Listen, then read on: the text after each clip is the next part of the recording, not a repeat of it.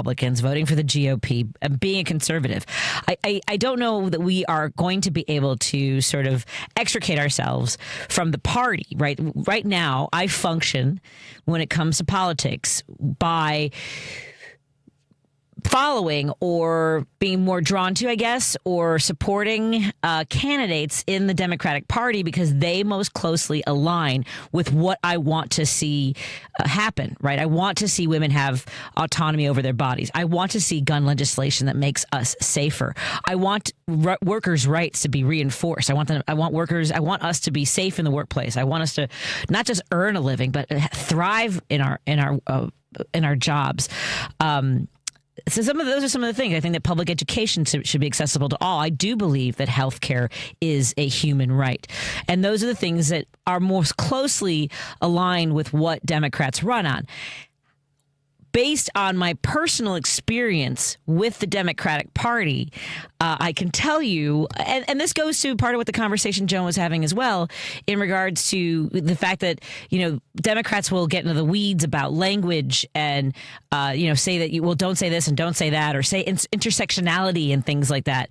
The sort of critical thinking aspect to it, which I also, as sort of a policy wonk, as a research wonk, I get that. And wanting to make sure I'm empathetic towards people and why they're in the in our justice system, why they've been arrested, why they're incarcerated, things like that. I've talked about this before. I wish that my brother's murderer had been treated better, so that maybe this guy who was beaten by his dad and for his entire life felt targeted because of his sexuality, maybe wouldn't have been as violent. So I mean, that's the part, but it doesn't mean that I take my brother's murderer out of the, he's a murderer. And I also don't support the death penalty because I don't think it's a government's role to take people's lives. And again, that puts me more closely aligned with Democrats. However, as a political party, I think we can see sort of the manifestation of where things are going in the administrative part, in the power part, because I don't know if they talked about this. I'm so sorry. I know Joan was having a conversation with the writer of this book, and I had so many thoughts at the same time. Like, what was his name again? So I'm sure someone will text me about how we want to talk about policy, but we also, when we vote, we aren't thinking about facts and the truth. We are often voting from emotion, which is why so many candidates use negative messaging, because it works. It elicits an emotion, right? And I know that firsthand. And that came from fellow Democrats. And I do think there's a problem with cannibalizing good Democrats or good members of your party, even if we're going to, talk about this as in the sense of political machines. So it is hard. I don't. And to Stephanie Miller's point this morning, if you were listening to the show, she was saying, vote for whoever isn't going to lead us towards authoritarianism.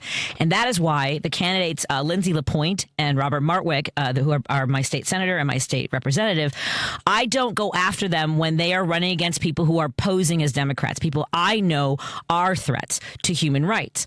But the fact that they are willing to weaponize the trauma of rape survivors and homicide survivors and domestic violence survivors, put them outside of what I believe our party should be upholding. And many members of the Democratic Party of Illinois went along with that, full kit and caboodle.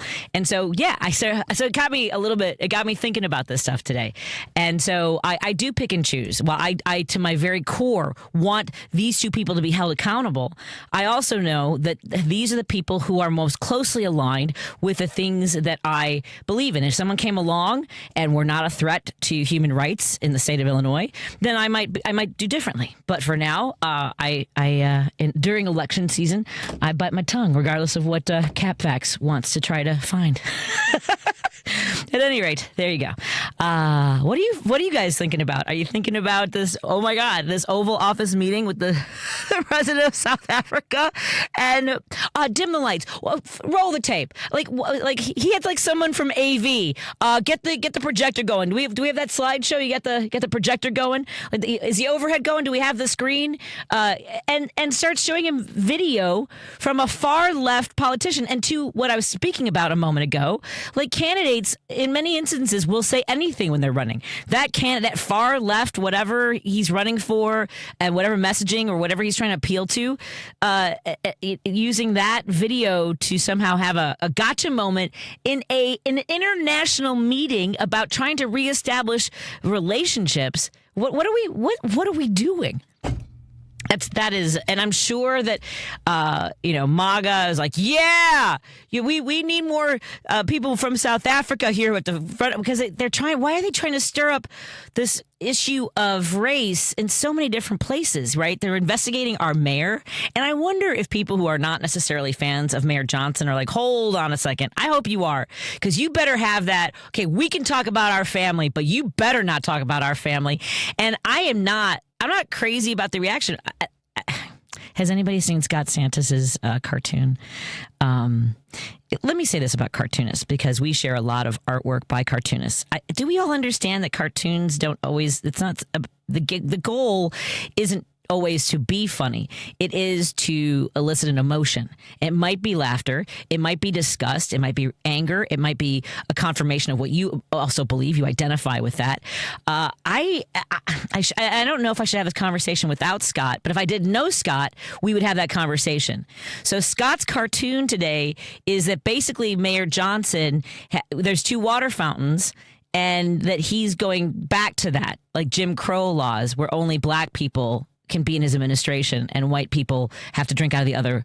Yeah. See, Lady B, I'm not okay. Are we doing this? Are we seriously? Because he highlighted at an event this week that we now have a black deputy mayor, whatever the list was that he was giving, right? In the sense that, for me, I guess if I was in that situation and I was pointing these individuals out and saying, we have a first woman leading our division of whatever it is, right? It would be because that hasn't happened before. Because I'm sorry, folks, I don't know how to tell you this. And for those of you who are so quick to say, well, Democrats were the ones that owned slavery. Well, thank you for saying that slavery is wrong and admitting that the history of this country is based on racism and the blood, sweat, and tears of people of color. Right. So because for over 400 years, we're talking about people who had your foot, not I know not yours, not you. I get that it's not you specifically, but there is the generations of people who are held back artificially just solely based on the color of their skin, including prominent roles in our government, in our corporations. So if we want to say, we do celebrate those who are groundbreaking, who are holding a position where someone who looked like them never had that position before. And this is what I was thinking about yesterday when we were talking to Heidi Stevens. I didn't want to talk to her about her colleagues like John Cass or Eric Zorn. The confidence of a white man is, I aspire to saying whatever the frickin' frack I want about other people and not go, should I say this? Is this appropriate for me to be this dismissive, to be so confident in your opinion? And that's why I think women, people of color, because we are often, we are often alluded to in situations like, and this is even before talking about DEI, well, you're only here because. I had a very good friend in college who knew that I had a President's Scholar at the University of Illinois, and she was mad about that. She was mad that because she was like, well, my parents didn't get a deal. Well, here's the thing. You know what's funny about that? Her parents were teachers at the university, at Western Illinois University. She could have gone to school for free because her parents were too. So isn't that sort of a system of someone getting prioritized because of who their parents are in a position that maybe somebody else can't get? But you wanted to go to the University of Illinois, and I got a scholarship. And she was mad about that. And here's the thing. I had to prove myself there. And I worked so hard to make sure I was, I was on the president's, on the, whatever the honors lists were. And I worked my ass off to prove that I belong there. Anyway, I don't know why I'm so angry about all of this. Just, at any rate, I don't know why there is this urgency of pointing the finger at policies that benefit people who it benefits everybody. And I this is one of the things that Tom Hartman said that I agree with. He said this a few weeks ago. DEI isn't so that an unqualified Latina is hired. It's so that an unqualified white dude isn't hired. Oh, did we talk about this a few weeks ago? My friend Antonia Arceli is going to be a pilot. I'm going to be so excited about that. Be a Latina, fly and play. She's studying at the age of 44. She's going to start that. I mean, because there's no barriers, right? But she couldn't have done that in the 70s. We couldn't even have our own bank accounts. We couldn't have our own credit cards in the 70s. Women, before Roe v. Wade, women couldn't even get birth control in many parts of this country, if not all of the country, unless we had permission from our husbands. It's not that far behind us. So but the idea that Mayor Johnson hiring people of color and perhaps people from his community and so that we see ourselves in places of prominence is a really good thing. Like I didn't know that I wanted to be Wonder Woman, not just because Wonder Woman was a badass, but she was a Latina like me. Like we didn't know Linda Carter was Mexican and Scottish, but there was something about her and I saw myself in her. And part of that was, light skinned, dark haired, Latina, but it's exciting. I've been holding a lot of emotions all day, Lady B. I've been holding a lot of emotions all day. Plus, there's a guy on my Facebook page who says that if you don't stand with Trump, you stand against this country. Apparently, and he's like, what, Trump is upholding the Constitution? A couple things there. He has already said in an interview he's not sure he has to do that. Secondly, not giving people due process is going against the Constitution. Disobeying and going against court orders, also violating the law. But so this guy's like, so are we not understanding? If you are so convinced that he's upholding the Constitution, then why do you have a problem with my exercising the First Amendment? Why? And that's, I've said this, Joan and I have been talking about this for months. Why do any of MAGA, why do any of you Trump butt-licking turds have a problem with anything I say? Because you want compliance? Well, guess what? You ain't getting it. I'm going to be here every single day, Monday through Friday, 5 to 7 p.m. Of course, on KKNW in the evenings, 11:50, the alternative voice of Seattle. Let's take a break here. Coming up in just a little bit, we're going to talk to Dan Shafer from the Recombobulation Area. And we have coming up John Fugelsang as well at 6:30. He's got his new book coming out soon, The Separation of Church and Hate. I love it. We'll be back after this on WCPT. Mind Over Matters. Dr. Amy Harris-Nuan, as you know, this show is about challenging you to think differently, to make different choices in your life, to take action, to create positive outcomes in your life. So I want to challenge you to look at your life holistically. Where am I satisfied? What areas need attention? And then go to work, take in action what you need to do. Mind Over Matters with Dr. Amy Harris-Nuan. Sundays at 10 a.m. on WCPT 820. Fear. It is the common denominator of people. Though we may not admit to it, we all have a fear. Right now, a lot of us fear the path of our country. Will war be inevitable? Can we buy a home? Will we have food on the table? This is Dr. Anna Pellet from Total Dentistry. Though we can't answer those concerns, we can help you in getting over the fear of your dental visit. Fear should not be an obstacle. Nothing should. Here at Total Dentistry, we walk you through all aspects of your dental visit. We will ask you, what are you comfortable with, and what will it take to get you comfortable through your treatment? Pain, fear, and anxiety are unique to every individual, so our strategies at Total Dentistry are unique and customized to your needs. Transparent discussions, helping you find the needs to get to your health goals, that is our goal. So visit us at totaldentistry.org or call 847-358-2477. Total Dentistry, a general dental practice like no other. Alexa, play WCPT. WCPT from TuneIn. If you're listening to this station right now, you've definitely heard my voice before. Hi, I'm Hawk. And I'm Pete. And we're with Source Solar, your local source for solar. Source Solar is Chicagoland's premier solar installer, providing solutions for over 1,000 homeowners and business owners across Illinois and Iowa. With over a decade of industry experience and deep roots here in Chicago, we have the expertise to help your transition to clean, renewable, resilient energy. We can guarantee that we save you money day one without any out-of-pocket cost to you. This means you have an instant ROI, instant payback, and can save money to add to your bottom line day one. At Source Solar, we source everything as local as possible, meaning We always carry the Made in USA sticker. Find us online at www.source.solar. Stop in our office at 5710 North Northwest Highway or give us a call at 773-985-3992. And don't forget to ask for Hawk Or and Pete. You're listening to Driving It Home with Patti Vasquez.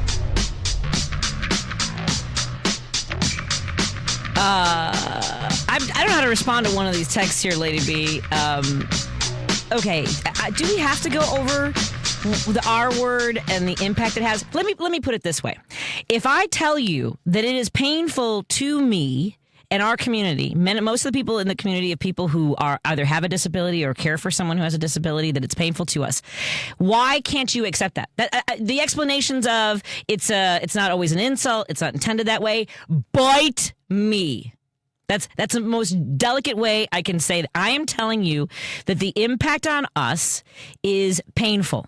There is absolutely, if we're at a party and you're stepping on my foot and I say, hey, by the way, you're stepping on my foot.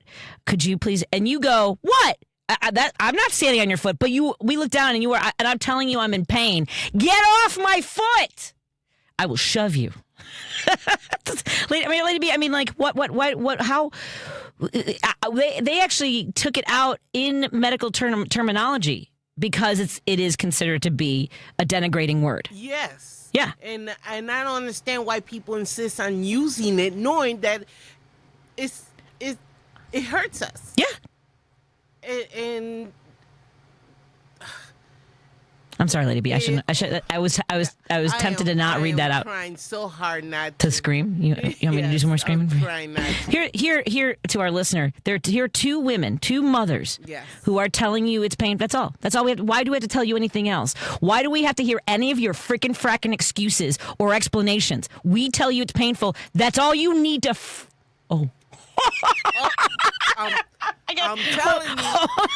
That's all I have to say. Right. I don't need you to tell me that I shouldn't, or calm down, or don't take it that way. Stop it. That's all I'm telling you is stop. You want to do it again? Yeah, no, because I'm playing. Okay. Thank you. That was going to be the first time I almost used that word. My bra itches. I'm burning up in parts. Let me go. It's the rage parts. Hey, Jim, how are you doing today? Hi, Patty. I was just concerned about the Hope Diamond. Is it still in the Smithsonian? Because I know that Cash Patel probably won't investigate, but Pam Bondi made $5 million in the stock market before Trump made that announcement, his tariff announcement. And the nut that's running the can't get an airplane on New Jersey, he made a couple of million real fast. And the guy at the dinner that won the $1.5 million dinner with him with the Bitcoin bit, he's under investigation. But I'm sure Trump will tell him that Cash Patel will get rid of that. Yep. These are the biggest crooks that ever ran the United States of America. But Patty, remember this. I mean, first of all, to beat up on the Democrats is nuts. I mean, it's completely nuts. We have two parties, and please believe me that the know-nothings and the Whigs, they made money on slavery up their eyeballs. The banks in New York made slavery. Cotton was the number one cash crop in the United States till 1900, so they all made money on it. Yeah. So, I mean, that's a ridiculous argument. And the other thing is, the mayor, as far as I'm concerned, the mayor can elect, can hire anybody he wants to hire. When Daley was elected, there was a lot of Irish people that I knew from the West Side that were working for him, and I didn't have any beef with it. You know what I mean? Well, you also surround yourself with people that you trust, he's even said, look, Mark Paoletta, when he was coming in, who was one of the chief legal counsels for OMB, he said, either get in line with our agenda or get out. Self-fire yourselves, right? So you... But the Republicans have been racist ever since I can remember. I mean, that's part of their deal. Well, the conservatives are. The conservatives are because... there was no such thing. There's no such thing. Those are all nonsense terms. What's conservative about them? I mean, tell me. There's no... That's just a nonsense term. They talked about a deficit, the $34 trillion deficit, since I was a little boy. I'm 75 years old. They've never done anything about it. I know. They've blown it through the ceiling, through Reagan, look at Bush, about $8 trillion off the books in that war in Iraq. Trump is the champion of blowing money. So, I mean, who are they kidding? There's no conservative. What does that mean? Conservative about what? Well, they're about healthcare, white values, delivering healthcare. White values that white people can have all the power, and white Christians. Yeah, well, that's what they mean. They don't want to say that, but that's what they mean. So we don't have. Yeah, but this is America. This is America, Patty, and this is a melting pot. I grew up in my little class in school. First thing I remember, America is a melting pot, meaning everybody from around the world comes here. And it's a melting pot. This isn't a homogeneous country. You know what I mean? We came from every country on the earth here, you know. But that argument is ridiculous. And then why to beat up on the Democrats at this point, like they're talking about Biden, when he should have dropped out or when he didn't drop out. Absolutely ridiculous. That's 2020. You know what they're teaching in Oklahoma? Oh, yes. Curriculum? Go ahead, tell. The 2020 election was stolen by the Democrats. They're teaching kids that in school. Yep. I mean, this nut ran around. Do you remember a president in history that Hoover or Langdon, who FDR crushed 102 times? Did they come out and say that it was a fixed election?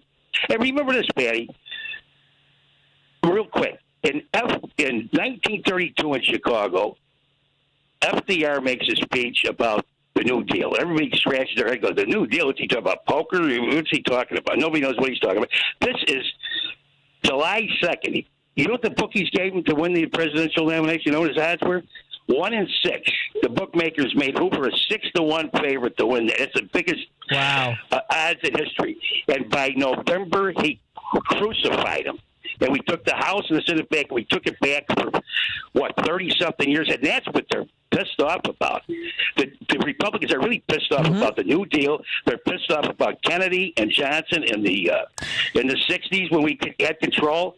And that's what they're pissed off about. They think that they're, the Heritage Foundation and these other Republican think we could change it back to whatever happened under Harding and Hoover and Coolidge. We can go back to that nonsense where the corporations and wealthy people run the world. Everybody else has got no say in it. Exactly. But that isn't America. But that's not America. That's not the America I know. Well, and we'll never go back to that, Betty. But anyway, I'm just worried about the Hope Diamond. You know the history of the Hope Diamond.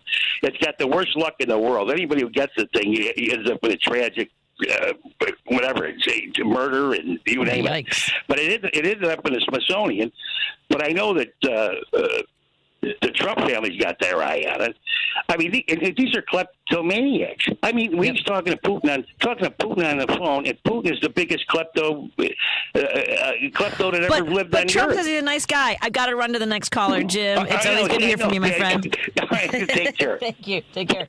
Let's get to our good friend Steve in Des Plaines. Hey, are you wrapped up for the semester at Northeastern? Yes, I like to talk about. I had finals last week. Okay, how'd it go? And let me tell you, it was a long sludge. And you know what? If you remember from school, in the midst of it, where everything in my world was focusing on getting through finals week, and I was thinking, I want my life back. I want my life back. It's temporary pain for long-term success, right? That's right. And I predict, I took 3 classes, and on one class I took a pass-fail because I took it before. I took American government like 40 years ago, and I was repeating it. And I just took a pass grade, and I had 2 history classes: history from the beginning to 1877, Reconstruction, and from there to present. And I think I got an A and a B. We'll see. I don't know yet. That's a good feeling, though. The thing is that you felt good about the work that you did, right? That's awesome. What I did. I love that, Steve. Are you still thinking about law school? Because I feel like we should make sure we have. I got a long haul to go. I know. I'm nursing the dream, but we'll see. We'll see how it goes. The thing is, if I get my undergraduate, which will take me another year and a half. Okay. Then if I go to law school, I'll be 75 years old, 76 years old. So I don't know. I want to do it. I like the idea of doing it, and to be kind of like not because by that time I'm not going to give a crap about being a millionaire or something like that, but maybe be a cool guy who comes in and keeps somebody from going to the death row or something.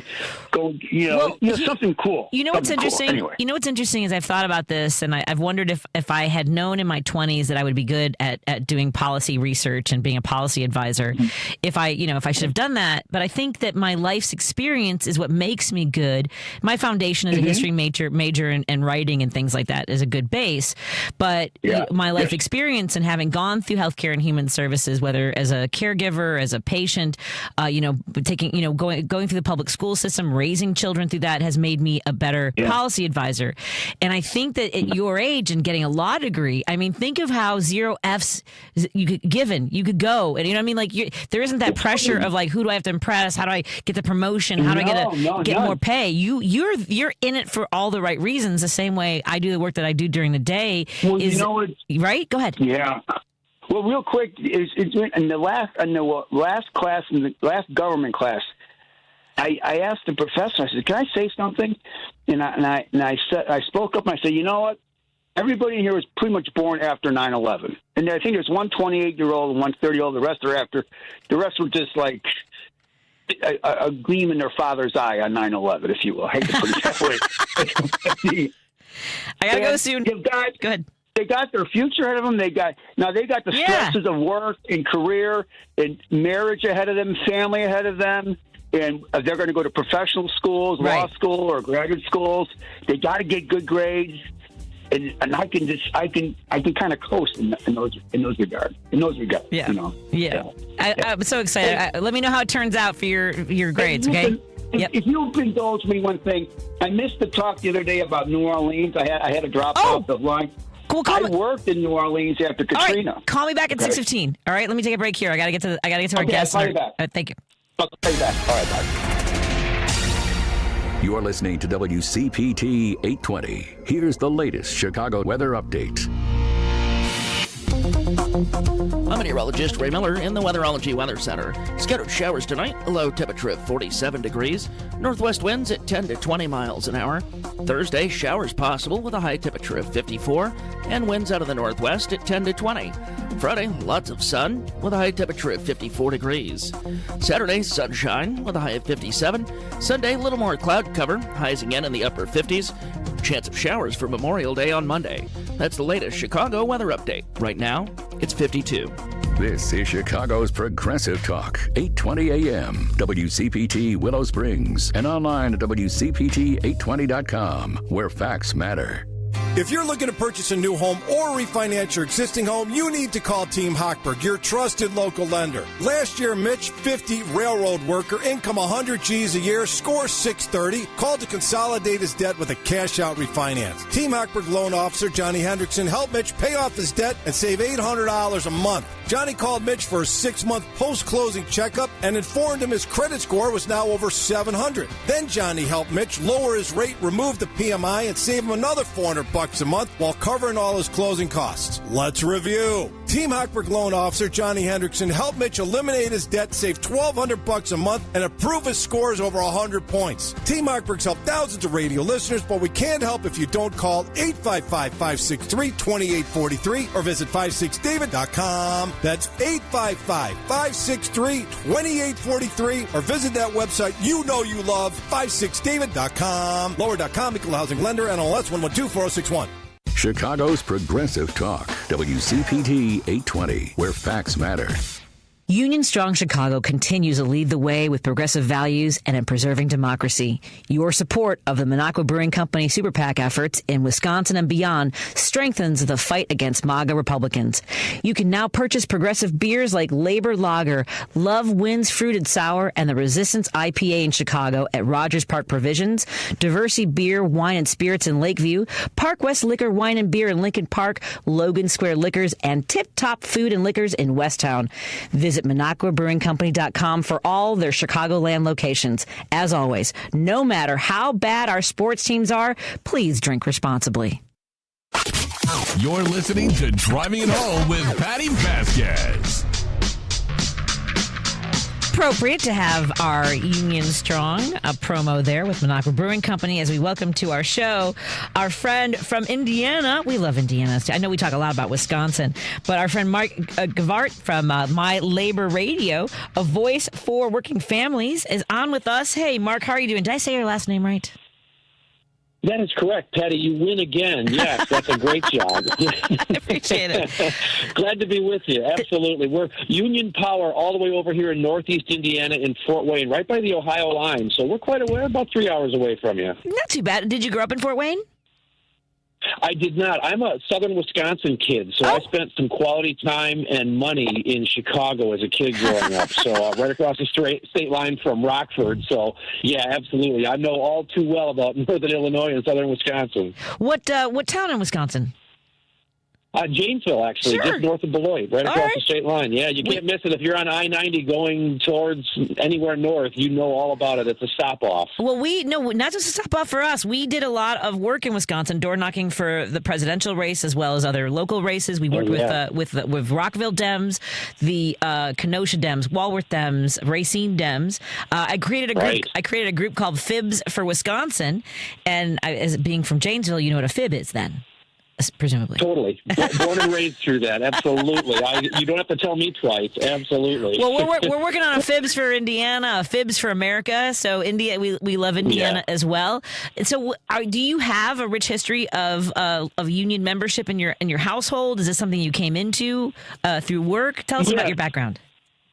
Yeah, so for me, I walked out of high school and was able to walk into an automotive industry job at that plant, the General Motors plant in Janesville, which is now a leveled position. It's a fenced-in area of gravel. They just leveled the whole plant. It's closed now.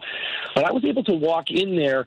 My parents, both, mother was a teacher. She's a union member through the Wisconsin Teachers Association, and father was a personnel guy, and so was my grandfather. Both of them talked about unions and damn unions. So I really got my education by while my mother was working at her master's degree. I spent a bunch of time at the University of Wisconsin while she was there in the summers on 3 days a week for a couple of summers.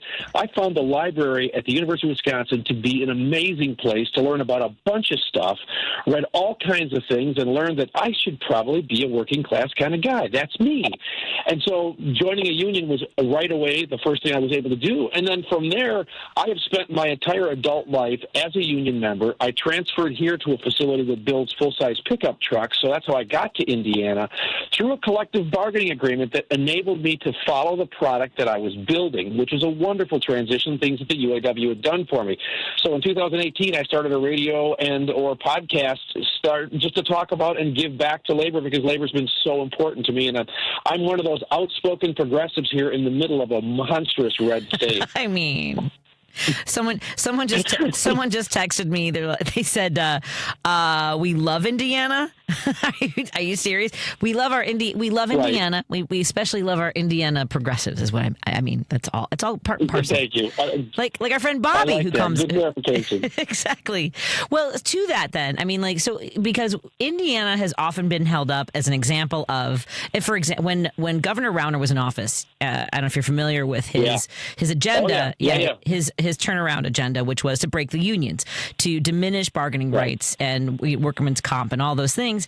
And there were Republicans who would often point to your state as, as an example, or Wisconsin, which are both now, one because of Governor Walker and two because Indiana, right to work states. Sure. And I pointed out to him, and this is in 2015, that CEOs were making over 275 times what workers were making. And you know what he said? Well, at least they have a job. Which I... Oh, yeah. And that's the mentality. That's a pathetic excuse. Yeah. Yes, yeah. And the shame of that whole concept is they're just lucky to have a job because they want you to have a job. The idea behind that whole right-to-work thing, and let's talk about the marketing of that. Yes. That's a term that's been around. So Indiana was a right-to-work state in the 1950s and 60s, and they legislatively undid it until 2011 when Mitch Daniels brought it back while he was governor here. So it's a pathetic thing that we did once before, and by golly, we came back to it. But one of the things we've found through a lot of progressives I've met and talked to in this state is that people have just checked out. They don't care. They don't register.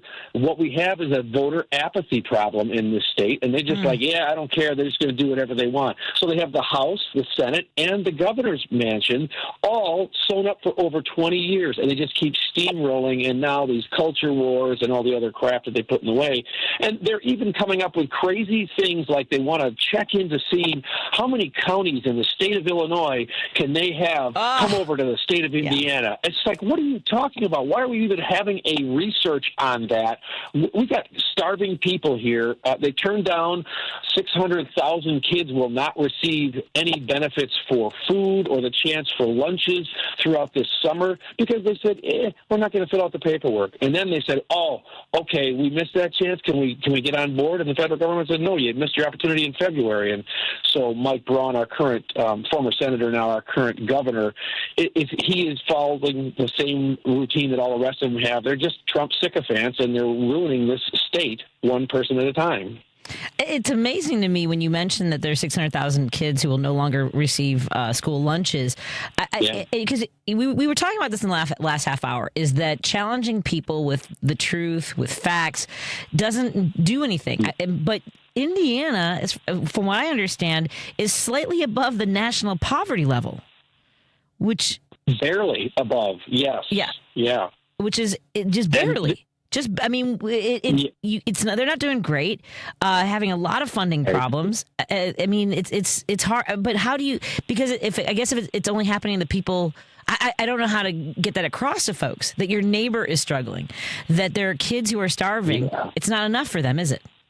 To tell them. No, it's a lot of it's a selfishness of I've got mine. Those people need to try and figure it out. I mean, it's a shame, but if they're employed in some way, but they're underemployed for what's happening here for rent. A great example is a woman I know went to the bank and asked them for a loan for a home.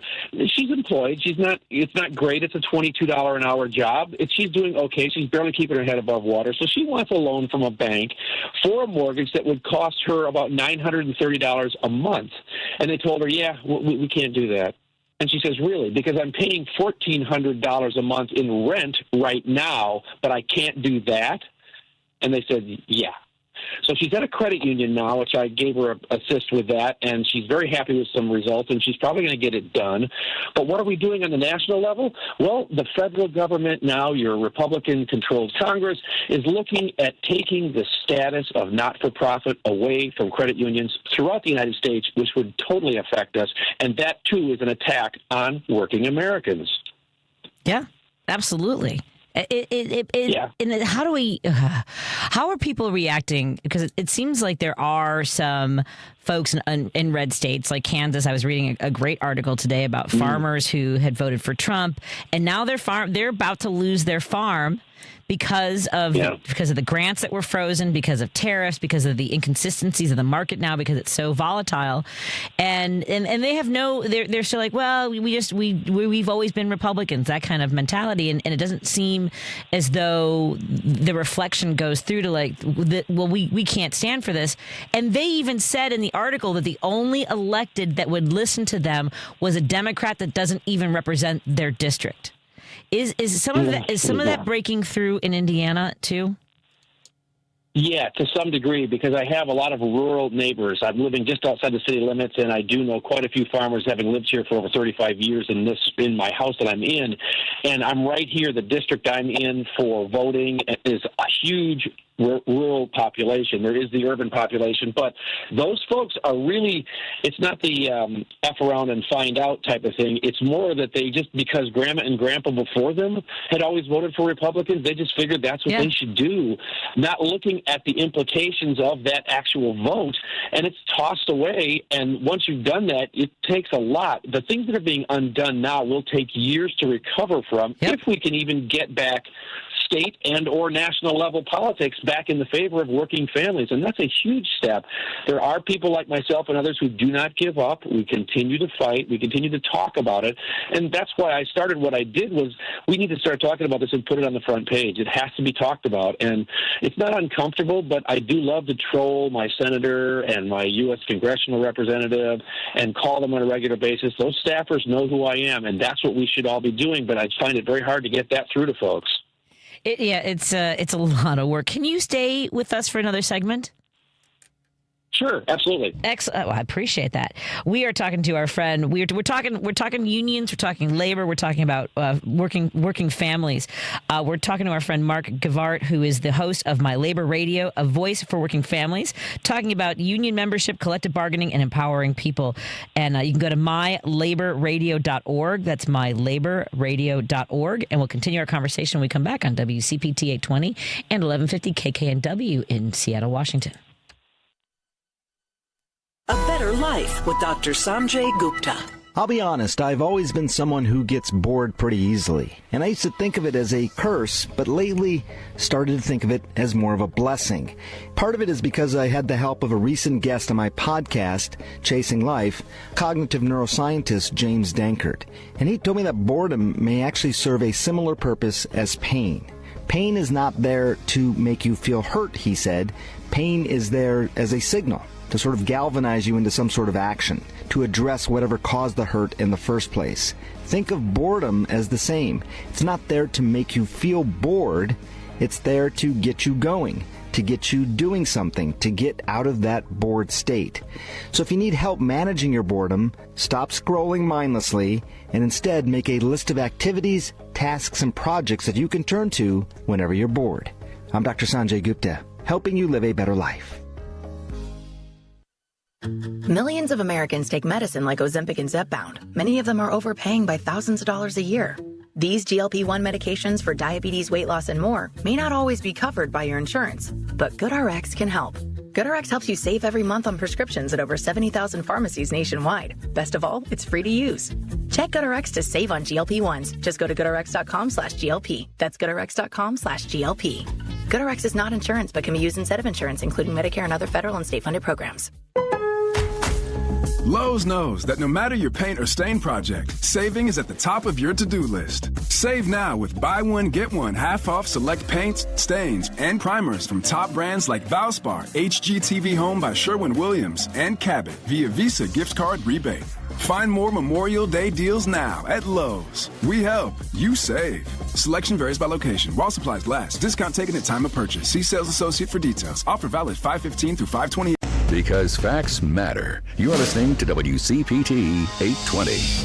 From city streets to political beats, you're driving it home with Patti Vasquez, where progressive talk fuels the ride. Dan Levy really has the best voice. Love it. We are talking to our friend Mike Gevaart, host of My Labor Radio, a voice for working families. And I do want to talk about union membership because there's always these things you catch on social media. And I saw this graph about this sort of separation about buying power and how much Americans were earning. And there was a sort of like the split in 1971, which also seems to be in a time when union membership dropped. And then with Reagan, there's so many people that just love Reagan. But what he did to unions, I think, is one of the most stained parts of our history. What are some of the elements that you think are most successful in communicating with people the importance of being a union member? I think the biggest thing we got to tackle is youth and female. That's our future when it comes to unions. I'm a big proponent. If you look at my timeline of the latest shows I've done, I'm talking with a lot of women in building trades and their apprenticeships and their journey person status and the things they've done. They only represent 4% of that building trades workforce. So there's a lot of room for improvement there, but that is becoming very, very popular, and we really like where the opportunities are there. I think the Economic Policy Institute has a great graph that I just saw today that's going back with data 60 years, which would go back to pre-Reagan, and that was one of the things they talked about was that the favor of labor unions over big business is now more popular than ever. So you can ask someone, hey, do you want to form a union? And you're finding people in administrative places, nonprofits, maybe the front-facing team that's not a great example of that is the Sesame Street, what just happened there.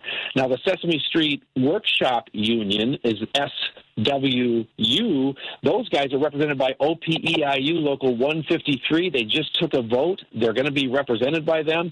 Now, your folks that do the work, the puppeteers, they're IATSE members, stage crew folks, so they've already had representation. And these are the front-facing administrative staff people working in early childhood education experts, paralegals, producers, facility staff. So people like that are starting to come in involved there, too. So our structure of America has changed so much in manufacturing since we've lost it. So we have to look at different ways to do it. And obviously the trials and tribulations of everything that's going on in the Amazon world, we just have to keep talking about it. Now, social media is our guidepost for that. We have a lot of opportunity, whether it's Facebook or TikTok or whatever your preferred area is, Instagram, doesn't matter. There's always a great section of labor in there, but we have to get people to tap into that and find a reason to get in there. But there's great opportunities and great communication going on.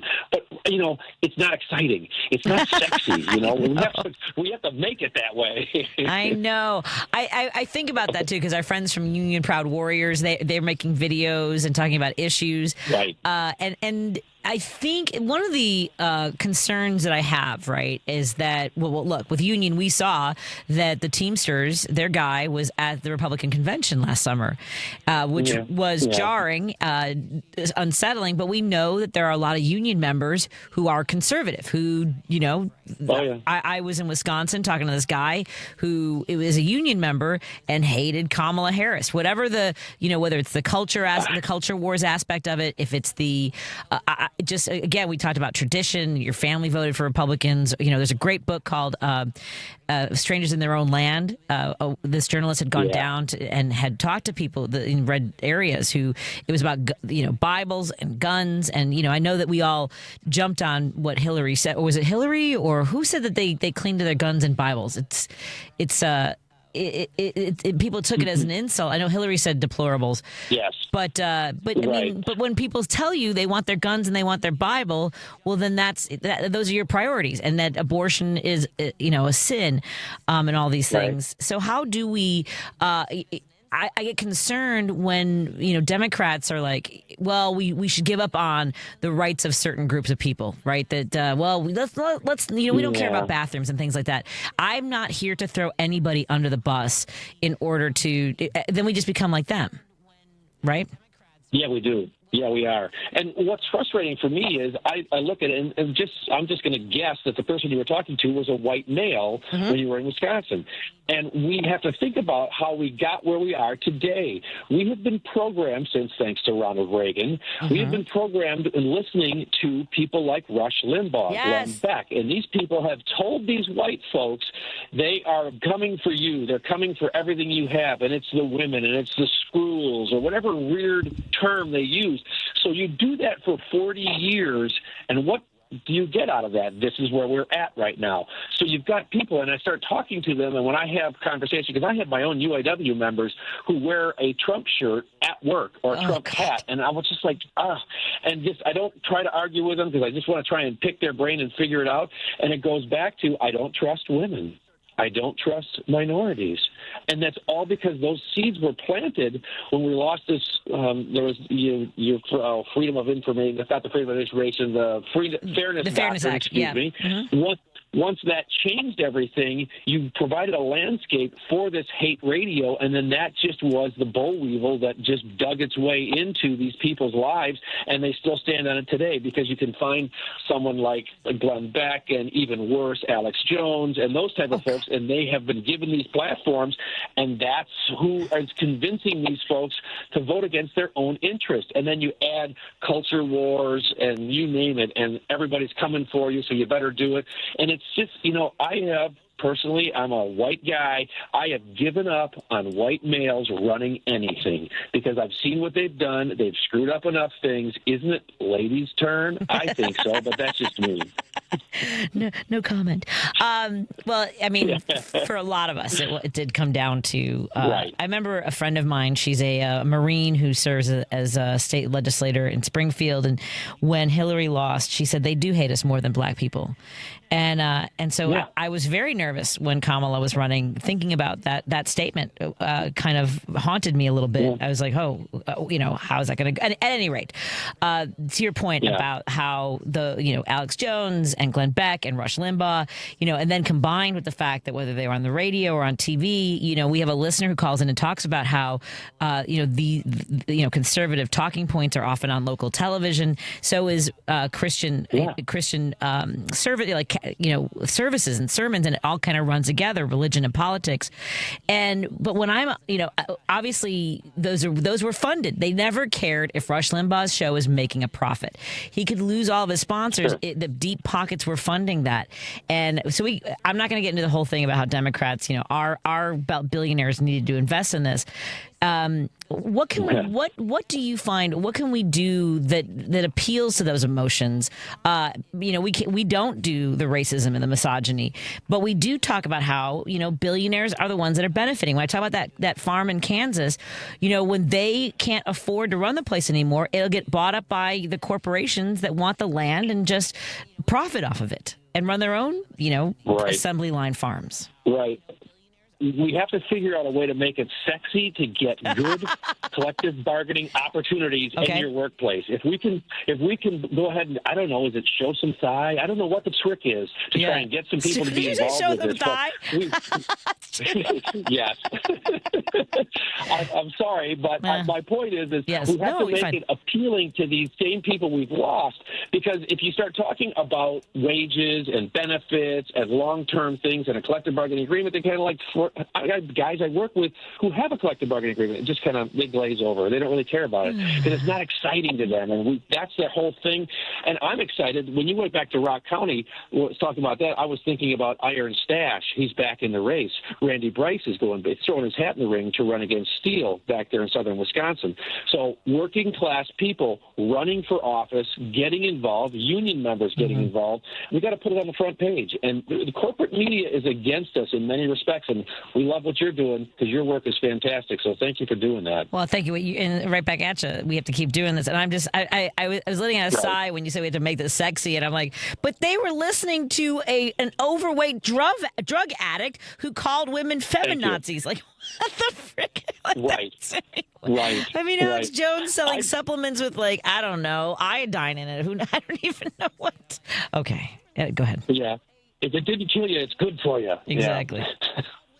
Oh, my God. There's plenty of hope, but we're in a tight situation in that time is not in our favor here. We have to get this done now. We have to have people talking this talk. I wanted to see change in the state level of my Democratic Party. It didn't happen. They went back with the old school things that they've always done before.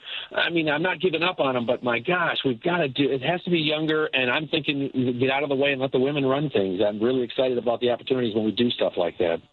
So how can folks check out your podcast?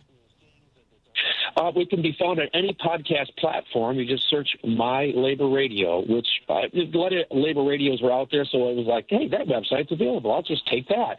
So a guy gave me a hard time. He goes, how do you come up with a name like this? Again, I don't know. It's mine. Let's go. We're talking labor. Let's go.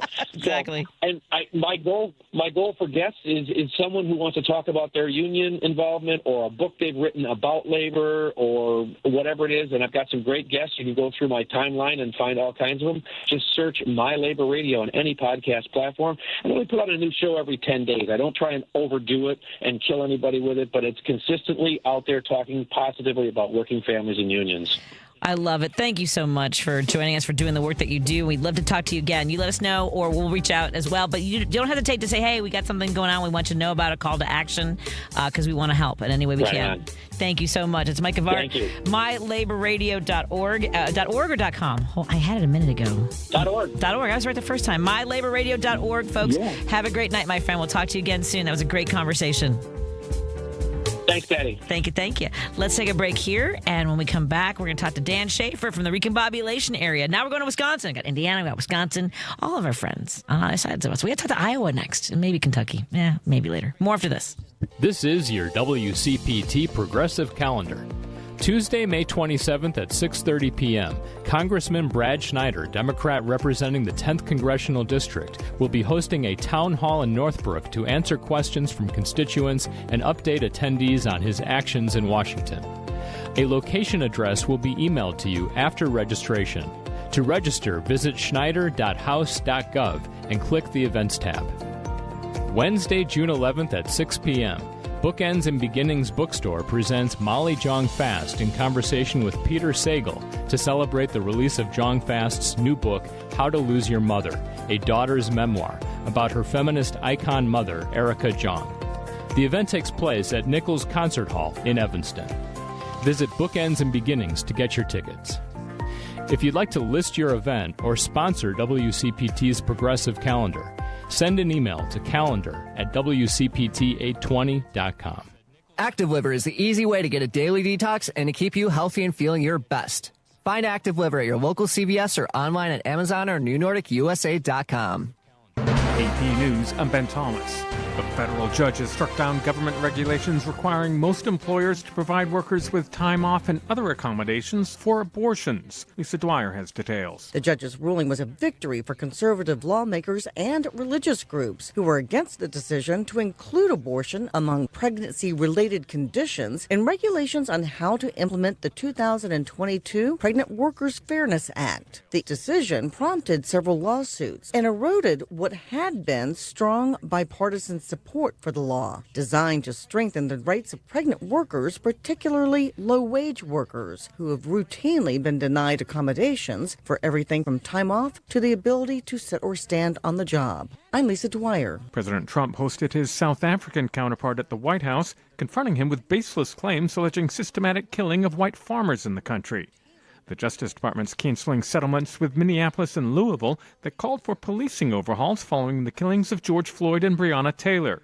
In an emotional commencement at Columbia University. Columbia has been caught up in the crackdown on foreign students by the Trump administration. Many in our community today are mourning the absence of our graduate, Mahmoud Khalil. Khalil is in a Louisiana jail facing deportation for his role in pro-Palestinian campus protest. Acting President Claire Shipman received boos. We firmly believe that our international students have the same rights to freedom of speech as everyone else, and they should not be targeted by the government for exercising that right. Khalil was arrested in March. There's no use for this. Don't worry about it.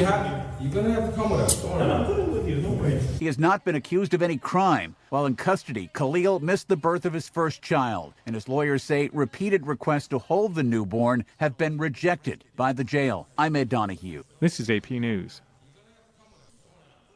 Playoff games tonight. The Knicks host the Pacers in the NBA. The NHL has Edmonton and Dallas. And in case you missed it, Charles de Ledesma has the result of chess grandmaster Magnus Carlsen's really big match. Norwegian chess star Carlsen was forced into a draw on Monday by more than 143,000 people worldwide, playing against him in a single record-setting game. The online match was billed as Magnus Carlsen versus the world and began on April 4 on chess.com. It was the first ever online freestyle game to feature a world champion. The mega match ended after Team World checked Carlsen's king a third time. It was a stunning outcome after the website had predicted Carlsen would win by a wide margin. In the chat, players appeared split on whether to force the draw or to keep playing against him. I'm Charles de Ledesma. And I'm Ben Thomas, AP News. Thanks for listening. This is 820 AM, WCPT Willow Springs, and streaming worldwide at WCPT820.com. We are Chicago's progressive talk, where facts matter. Now, your WCPT 820 weather update. I'm meteorologist Ray Miller in the Weatherology Weather Center. Scattered showers tonight, a low temperature of 47 degrees. Northwest winds at 10 to 20 miles an hour. Thursday, showers possible with a high temperature of 54, and winds out of the northwest at 10 to 20. Friday, lots of sun with a high temperature of 54 degrees. Saturday, sunshine with a high of 57. Sunday, a little more cloud cover, highs again in the upper 50s. Chance of showers for Memorial Day on Monday. That's the latest Chicago weather update. Right now, it's 52. Millions of Americans take medicine like Ozempic and Zepbound. Many of them are overpaying by thousands of dollars a year. These GLP-1 medications for diabetes, weight loss, and more may not always be covered by your insurance, but GoodRx can help. GoodRx helps you save every month on prescriptions at over 70,000 pharmacies nationwide. Best of all, it's free to use. Check GoodRx to save on GLP-1s. Just go to GoodRx.com/GLP. That's GoodRx.com/GLP. GoodRx is not insurance, but can be used instead of insurance, including Medicare and other federal and state-funded programs.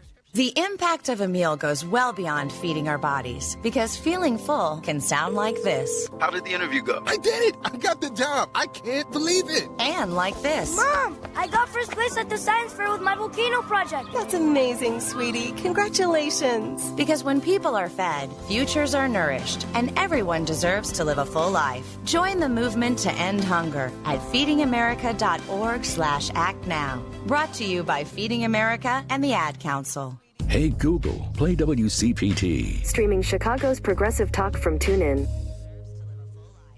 Driving it home with Patti Vasquez, Patti Vasquez. From global conflicts to greenhouse gases, the folks refusing to wear masks says, and politicians getting caught grabbing ass says, she's driving it home with Patti Vasquez.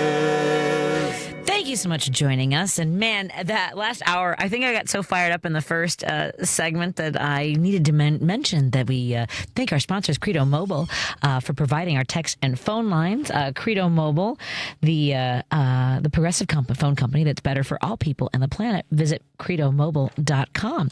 And I want to welcome to the show. It's been a minute since we've had Dan Shafer on, joining us on WCPT 820, KKNW 1150, and KTNF AM 950. Hey, I believe you won some awards since we last spoke again. Yes? Hey, Dan?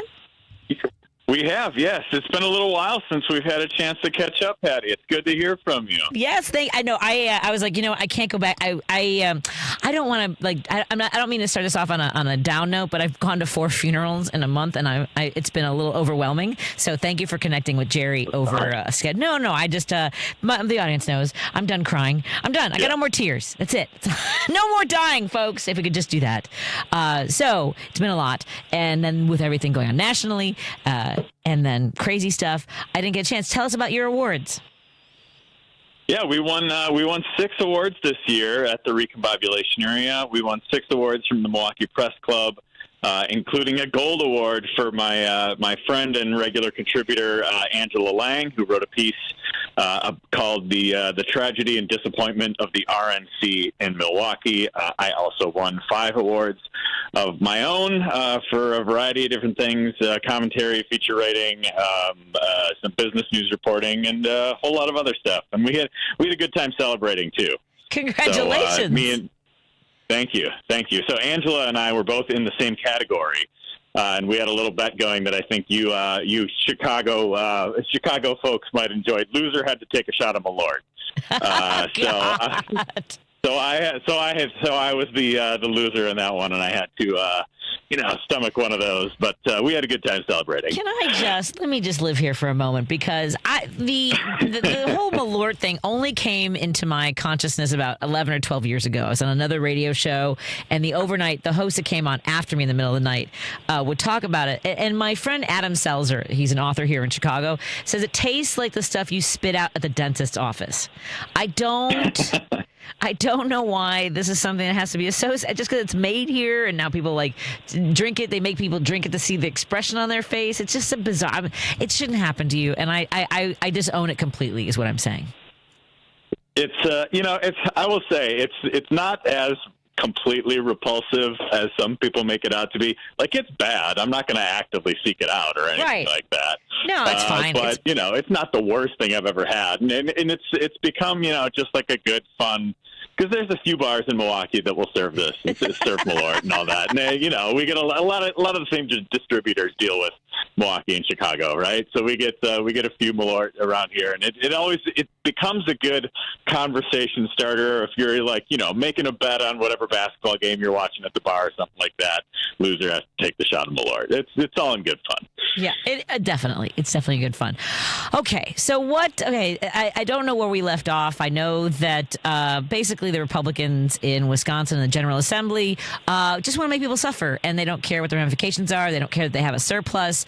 They want to cut off everything from public education, childcare, school lunches. What am I missing? All the things. I mean, it's such a long list of things. So they removed the Republican-controlled Joint Committee on Finance, which is the committee that basically writes the budget in Wisconsin. This is kind of how things have gone since we've had this era of divided government with a Democratic governor and a Republican legislature. The Democratic governor proposes the budget with all those things that you mentioned, like Medicaid expansion, child care funding, education funding increases for both K-12 and higher education, marijuana legalization, on down the line for all these different things that can be put into the budget. And what happens is that Republican-controlled committee votes just about everything out of it. So that's what they did with this one. They voted more than 600 proposals out of the budget. I mean, we could talk about each and every one, but it's just goes to show how out of touch these Republicans are. And in these, they had a number of listening sessions before the vote that the Republicans took on this, and the top three items that came forth in those listening sessions were health care, education, and child care. Pretty standard kitchen table issues for so many people across the state. And on all three counts, Republicans voted out all of them. And so I think this is, it's such a big deal for the state, and we could talk about, like I said, each and every item is its own story, but it's just gutting the whole proposal instead of having the debate on what the governor wants to do in the budget and all of that. It's just no way to do things, and I do hope there's some level of accountability that can be brought to these legislators, come 2026 when they're going to be back in the ballot, because we have much more fair maps now. And there's a real chance to, actually make some changes in the state legislature and perhaps even flip the chamber to be a Democratic majority. Yeah, I know that around the country, some folks are feeling the impacts of what's happening federally, or even their choices with their local legislators, but they don't have necessarily the access to their vote being their voice in the way that Wisconsin is on the verge of moving in a direction where they are represented. What are some of the big things that are coming up, that you're focusing on? Because it's going to be a bit. I just saw a Susan Crawford endorsement for another judicial candidate. Are you guys having another election soon, or what's happening? Yeah, we don't get really much of an off season here in Wisconsin campaign politics here, do we? Yeah, we just had the race for Wisconsin Supreme Court less than 2 months ago, and now already there's candidates declaring because there's going to be another race for Wisconsin Supreme Court on the spring election ballot next year in 2026. Okay. So the first candidate was announced for that. Her name is Chris Taylor. She was a longtime state assembly representative from Madison and has been on the Court of Appeals for the last few years here in the state of Wisconsin. And she announced her run yesterday and already has the support for the four justices and the three justices and one justice-elect for the liberal majority on the Wisconsin Supreme Court. So an opportunity for the liberal wing of the court to expand its majority from 4-3 to 5-2, because the candidate who's going to be up next year in the spring election ballot is Rebecca Bradley. And Rebecca Bradley is probably the most far-right member of the Wisconsin Supreme Court, by orders of magnitude. She is would be probably too far right for Fox News in a lot of instances. Wow. She's out there. And so, this is going to be, you've got a former Democratic legislator from Madison going against probably one of the more far-right judges in the country for the race next year. So that is going to be quite the contrast. And Bradley hasn't formally said she's running. She hasn't filed paperwork or anything like that. She hasn't announced a campaign. But like in the immediate wake of the April election for state Supreme Court, she said she would be seeking another 10-year term on the bench. Well, it has to be satisfying in some ways to be a part of, I think, tamping down Elon Musk's profile, because he's had less of a profile since he got a thumping, because really that's what happened in Wisconsin. I think that more people showed up because he was coming in so heavy for, I can't even remember the guy's name, against Justice Susan Crawford. It does reflect I think the higher level of engagement that Wisconsin voters have, because we were talking to our friend in Indiana who says that people are kind of disengaged. We've talked about this before. Wisconsin gets involved and they show up, don't they? We show up because we have to. Right? We have, everything is so close and everything is just on this razor's edge in the state all the time. And yeah, the turnout for the spring election was probably closer to what you would typically see for a midterm than what you would see, for like a spring election for a judicial race like this. Like, this was one of the statistics that really stood out to me. There were more people who voted for Susan Crawford in a winning effort this spring than voted for Scott Walker for governor in a losing effort in 2018. So I think that just goes to show how many people showed up for this race. And you're right, the news this week in particular about Elon saying he's going to get out of the mix for political spending. I don't know if I totally believe that, but I also do think that Wisconsin voters sent a message, and I think sent a message at a really important time because, as the campaign wore on, Elon really became the face of it. And I think in many ways, for a lot of voters, it became not about Brad Schimmel, not about Susan Crawford, but about Elon Musk and about what he was doing with Doge. And, we're not hearing about what's going on with Doge as much anymore. We're not hearing about just Elon getting as involved in politics than he was anymore. And I don't think that happens if Wisconsin voters didn't, elect Crawford with this double-digit victory. Like if Musk's gambit would have worked and he would have been able to essentially buy this seat, what would have stopped him from doing that in every race around the country? I think the fact that Wisconsin not only won, but won so decisively, really sent a message. And I think, message received from Mr. Musk. Yes. Thank you. Thank you, Wisconsin. By the way, we did get a text that Packers fans have not earned the right to Malort, and I'm more than happy to give you all the Malort, is all I'm saying. And another listener, I love that what we're talking about, they're like, talk more about Malort. My daughter administering the Malort at Christmas to her boyfriend, all in good fun. This is what we do to out-of-towners in the Chicago area. All in good fun. Thanks, Dogman. But at any rate, what is the drink? I know that old fashions are one of the drinks of choice in Wisconsin. What are some of the other drinks that Wisconsinites? I mean, beer, clearly, but is there something? Yeah. Wisconsin does. It's the old fashioned, but with brandy. Yes. So instead of the bourbon old fashioned or the whiskey old fashioned, Wisconsin does the brandy old fashioned. There's like this crazy statistic out there. I forget the actual details, but it's like Wisconsin drinks like 70% of the brandy consumed in the country every year or something like that. So, wow. That's definitely a big thing for sure. Well, I was just telling the audience. The Bloody Marys. Do you guys have to do Bloody Marys as much? I feel like Wisconsin's really aggressive with the Bloody Marys and putting like the toppings, like pickles and cheese curds and beef sticks and stuff like that all on top of the Bloody Marys. Do you guys do it quite the same? I know, obviously it's popular, but not quite. I think that there are places that are influenced by Wisconsin the farther north you go in Illinois, because I used to be a judge for a Bloody Mary Fest in Highwood, and it was great. I mean, like fried. I thought they would put like a whole fried chicken on my Bloody Mary. I'm like, what is happening with this? Yeah. But yeah, no, you guys do. I will say I made a mistake, and I was somewhere in southeast Wisconsin. I asked for a sour old fashioned, and that was not good. It was not a good choice. But maybe other people like it. Have you had a sour old fashioned, and why did I do that? It was terrible.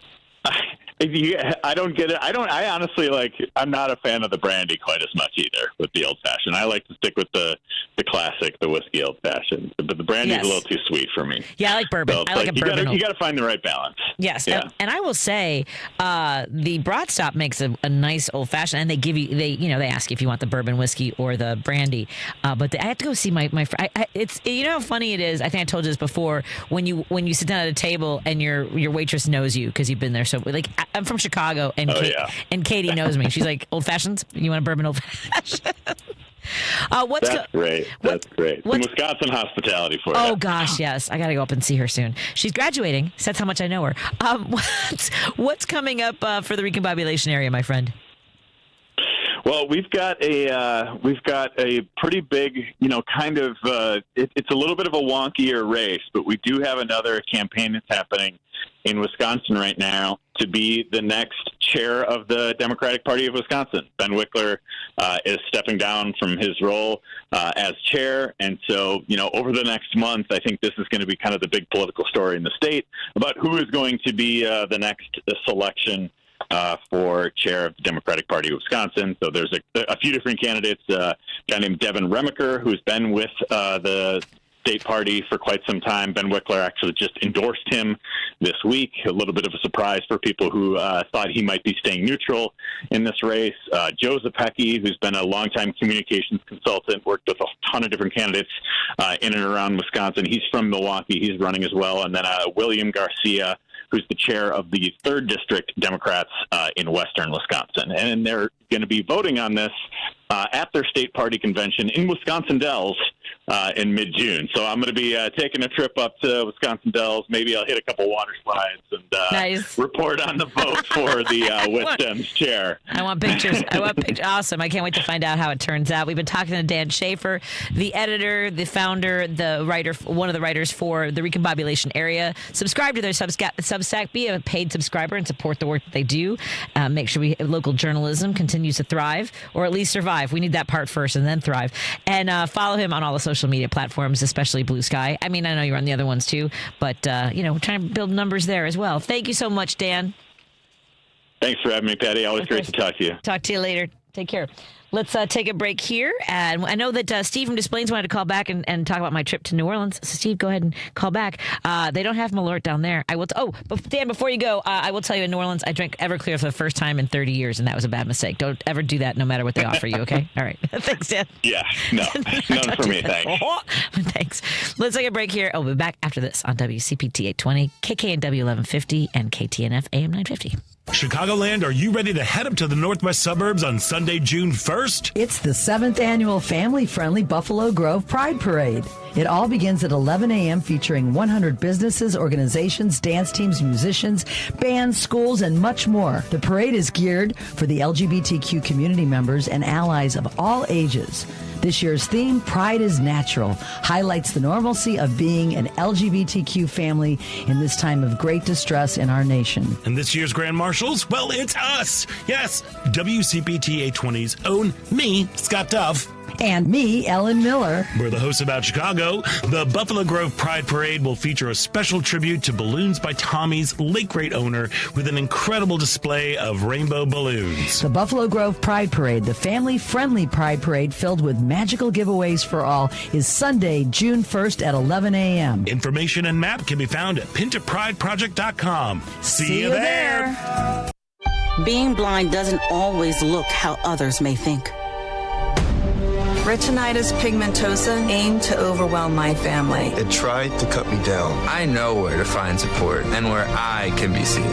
Innovative research, educational resources, supportive community. The Foundation Fighting Blindness is leading the charge in finding treatments and cures for blinding diseases. Learn more at fightingblindness.org. A public service message from the Foundation Fighting Blindness.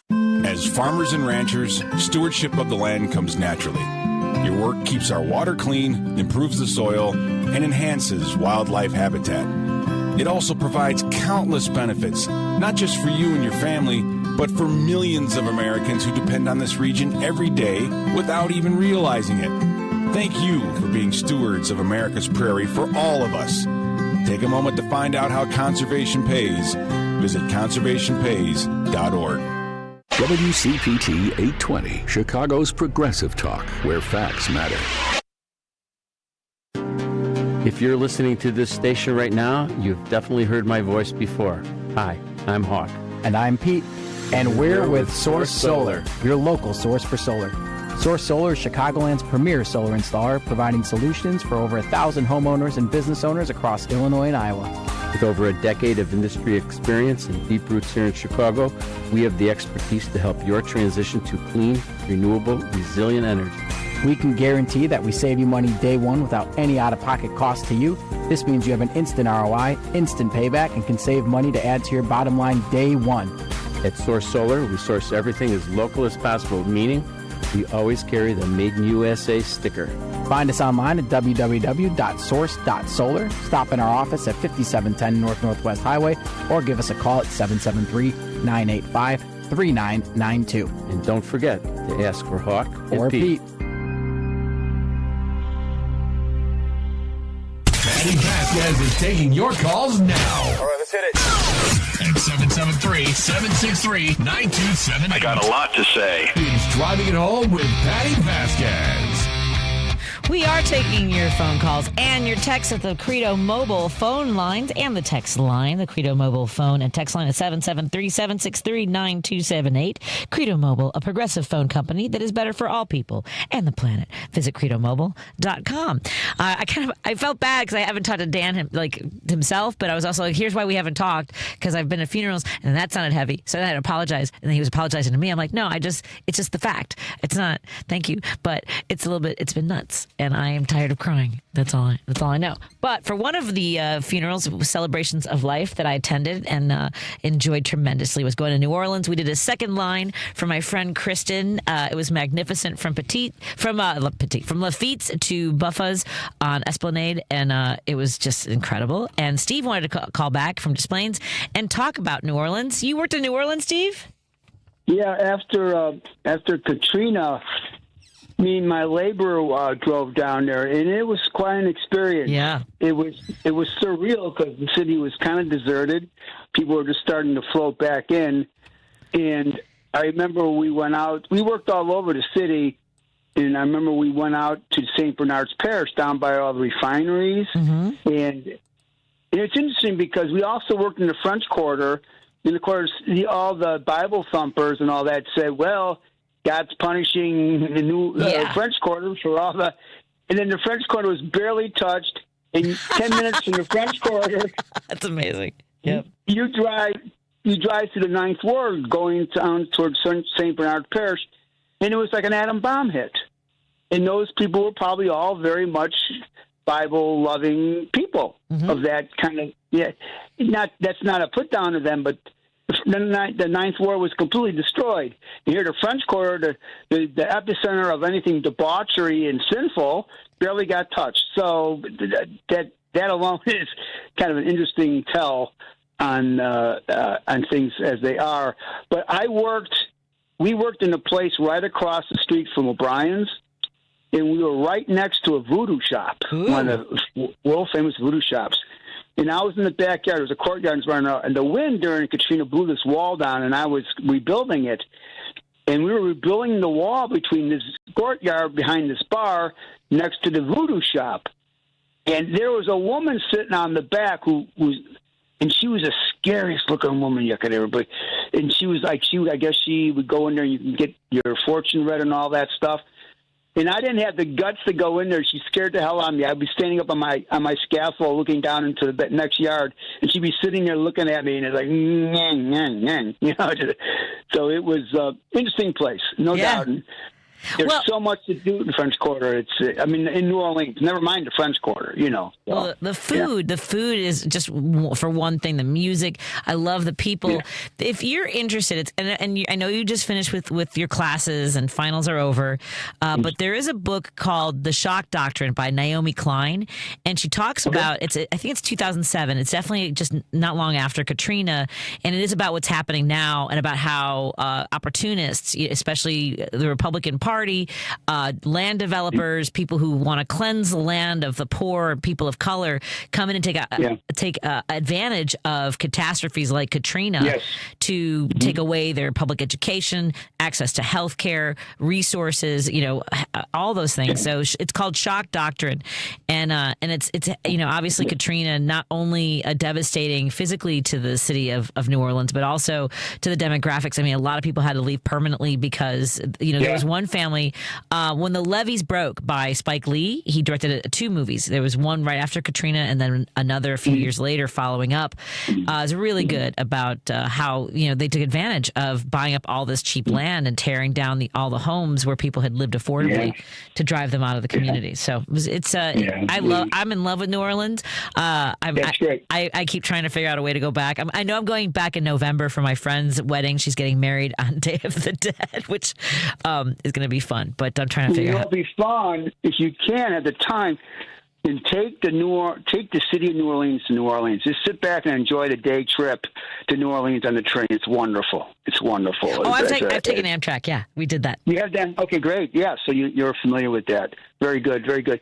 Real quick, if I may, talking about the law school stuff, I mean, I know you've got an interest in that. What really inspired me 50 years ago when I was just getting out of the Marine Corps and starting school and opening my mind to different things. I read, I don't know how it happened, but I started reading a lot of stuff about Clarence Darrow, the famous trial attorney. And in 2 different famous cases, he spent his career fighting against the death penalty. He was an arch enemy of the death penalty. And there was a famous case in Chicago called the Leopold I forget, 2 young men killed the kid. Yeah, for kicks, right. Yep. Yeah, for kicks. And he got him off the death penalty. Was it Leopold and Loeb? Sorry, go ahead. Leopold, thank you. And it's an amazing, if you read the book about, they kind of paraphrase his speech to the jury, and it'll send chills down your spine. The man of his oratory and his appeal to the better natures. He was just amazing. And real quick, and I'll get off, the Scopes trial, which is called the monkey trial, when he debated William Jennings Bryan in Tennessee about the teaching of evolution. And I would recommend getting the movie Inherit the Wind with Spencer Tracy, because Spencer Tracy does his speech pretty much verbatim, and it'll inspire you to go to law school. There you go. I love it. Thanks so much. Have a great evening, Steve. All right, hon. Take care. Take care. Bye-bye. Let's take a break here. When we come back, we'll have another, oh my gosh. Let's talk about John Fugelsang and the separation of church and hate when we come back on WCPT 820, KKNW 1150, and KTNF AM 950. All righty then. You're listening to WCPT 820. Here's the latest Chicago weather update.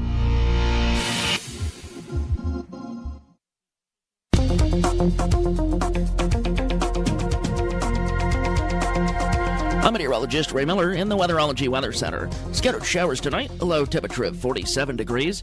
Northwest winds at 10 to 20 miles an hour.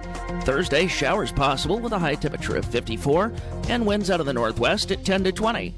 Friday, lots of sun with a high temperature of 54 degrees. Saturday, sunshine with a high of 57. Sunday, a little more cloud cover, highs again in the upper 50s. Chance of showers for Memorial Day on Monday. That's the latest Chicago weather update. Right now, it's 52. This is Chicago's Progressive Talk, 820 AM, WCPT Willow Springs, and online at WCPT820.com, where facts matter. This is a WCPT Veteran Minute. When Pearl Harbor was attacked, men of all races across the country volunteered to join the fight, despite the United States Army being heavily segregated. Black enlistees were mostly assigned to combat support roles.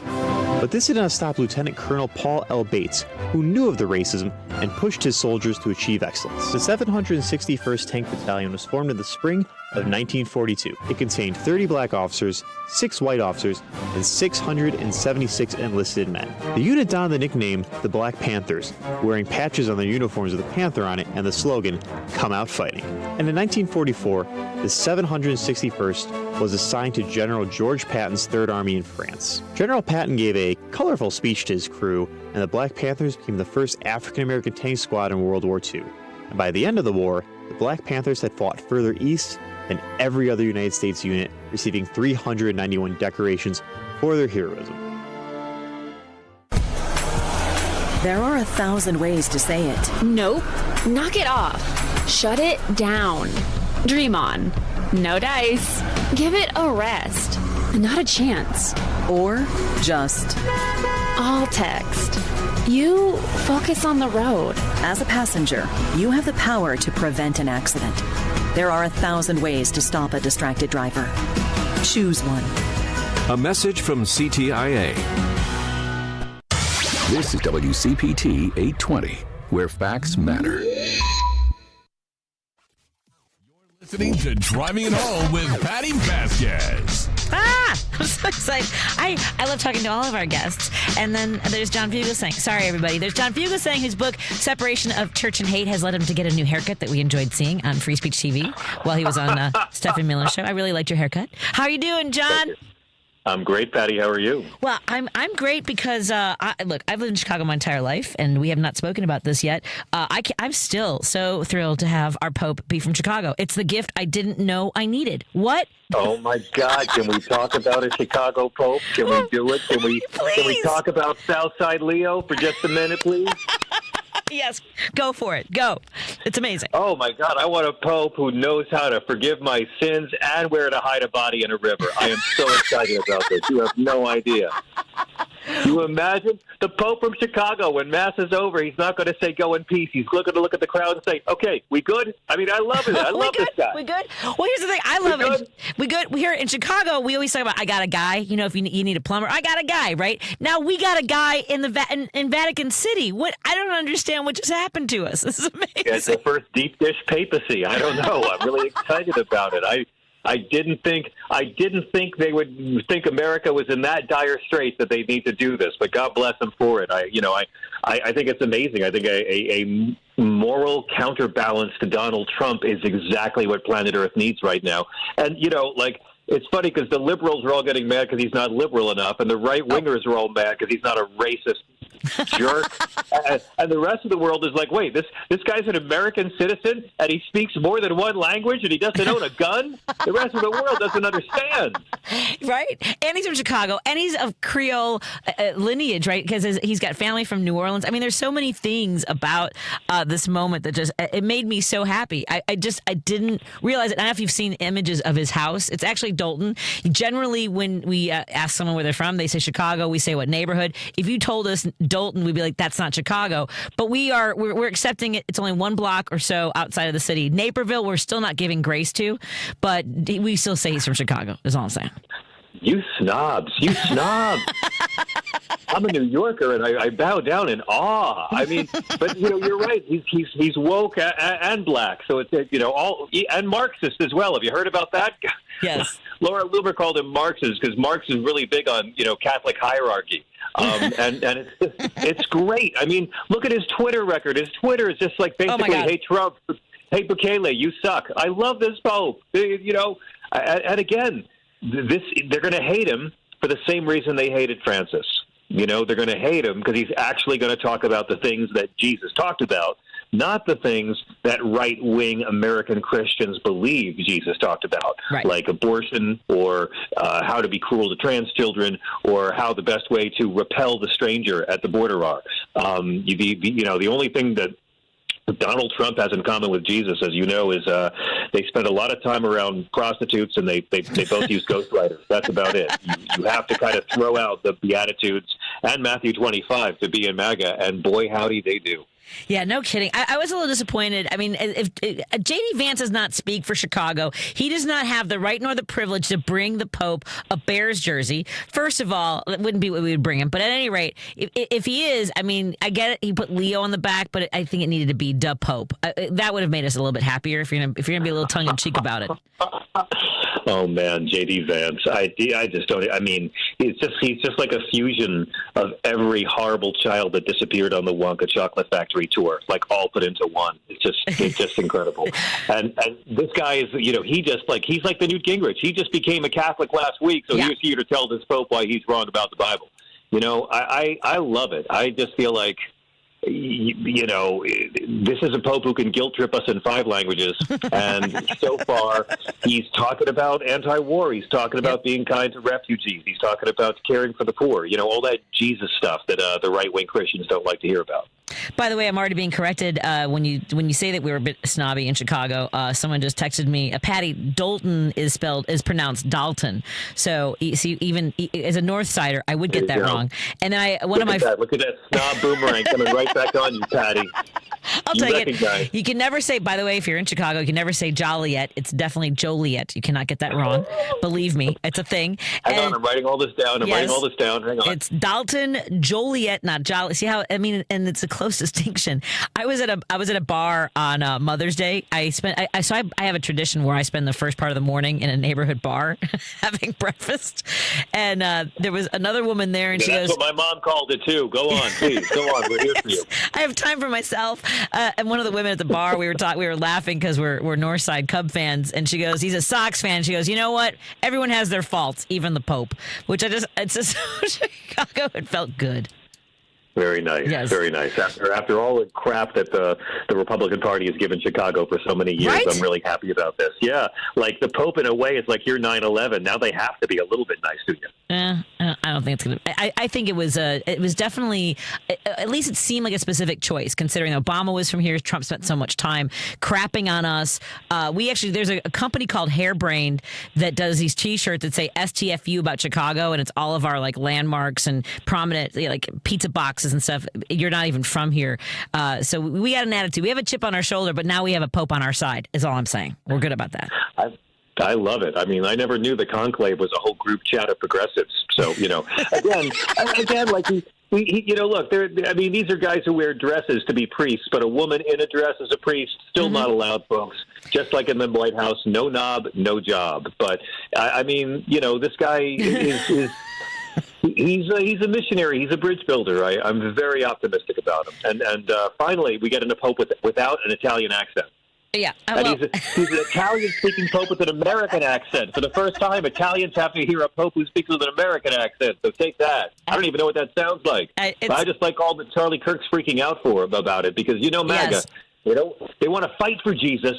They don't want to listen to anything he said. They just want to fight for him. Well, and that's okay. So that brings me to something I think we might have touched on the last time we talked, which is this sort of this branch or this elite group of so-called Catholics in D.C. or I don't know where else they are, but the Opus Dei, I guess it's Samuel Alito and Clarence Thomas and J.D. Vance, like these guys that have this. You know about this with that money is more important than prestige and power. Secret society Catholics, yes, and their little pinky rings and their little secret handshakes and eyes wide shut parties and whatever else they do that has nothing to do with Jesus. Yes, yeah, but it amazes me that they're obviously very good at what they do, considering the heights of power to which they've reached. They've used that. But that's their religion. Their religion is power. Yeah, that's their religion. Christianity is grounded in humility. Jesus' whole thing is about being humble and being of service to others, not total domination of the local school board. Christian nationalism is as against the teachings of Jesus as it is against the Bill of Rights.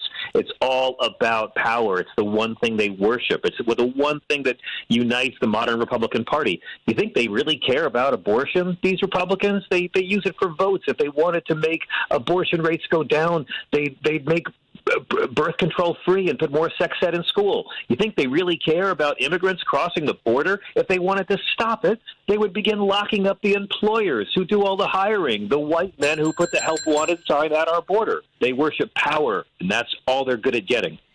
And they've been very successful at it. And this is where it continues to be so hard to cut through. And what the conservatives do, what these guys do is they appeal to the emotions, right? And Democrats want to tell you about the policy and here's why it's important and here's the facts and here's the truth. What do you see as also appealing to the emotions of Christians that can lead them away from this vitriol, this hatred, as your book is called, The Separation of Church and Hate? Well, I mean, all politicians appeal towards emotions, but they don't all appeal towards hate. They don't all appeal towards negativity. I have one rule for politics, and it's my rule for comedy and Christianity. Don't punch down. Who are the people that are looking to make life harder for those who are struggling the most? Hack comics punch down on homeless people or developmentally disabled people. Hack Christians punch down on immigrants, even though Jesus commands you to welcome them. Jesus only talks about the poor 100 times. Like, talking about the poor is like Jesus is Layla.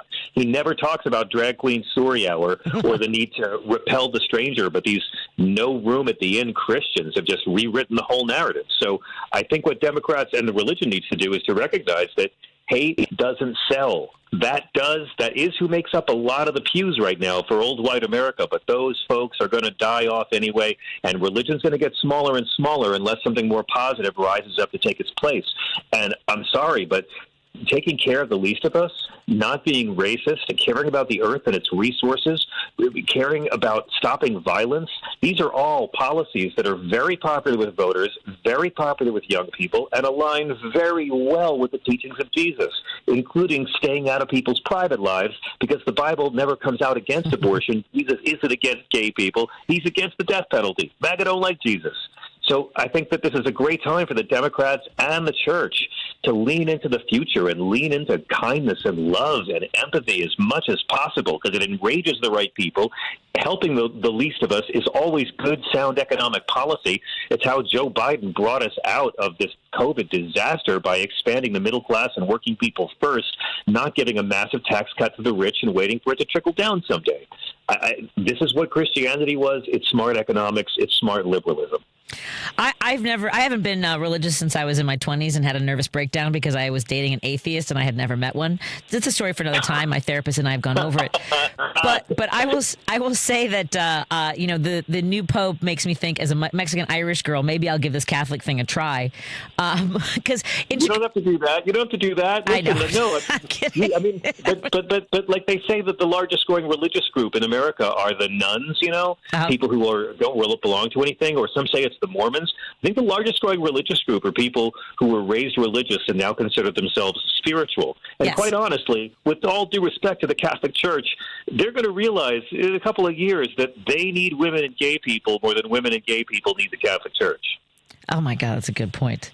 By the way, before we go... If they wouldn't let you say Mass, I'm not going to fault you. I mean, I'll always be Catholic in my heart. That's my asexual orientation. But, there's nothing in the Bible that says a priest can't be a man. There's nothing in the Bible. The first pope, St. Peter, was married.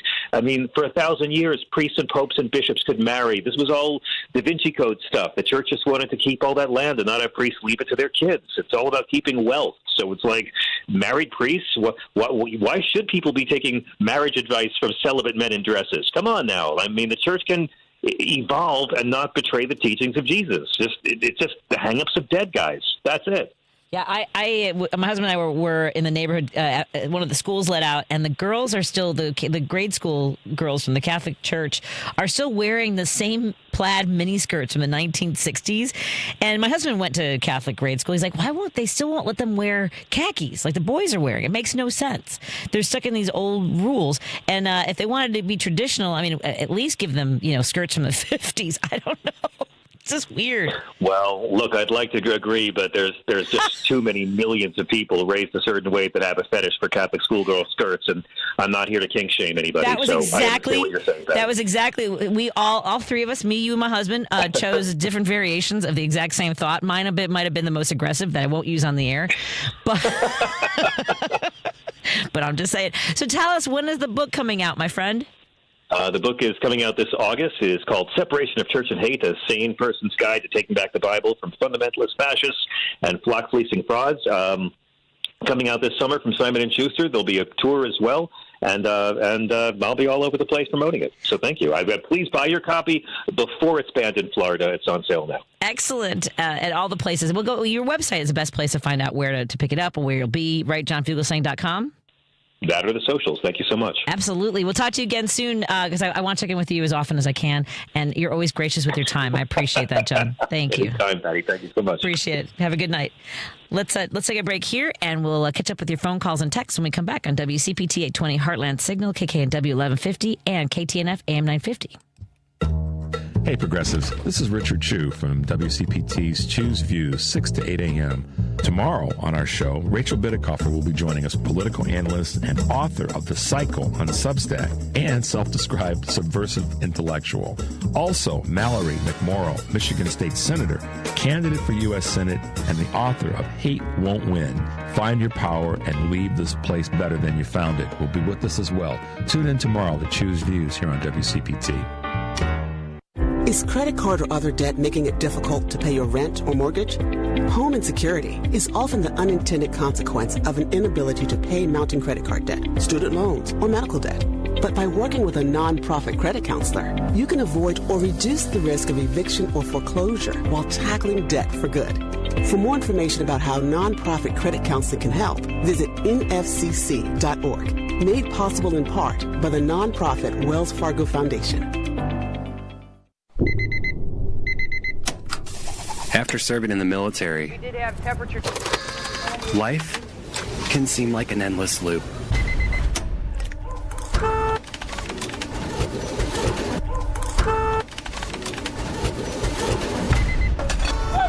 But the cycle can be broken.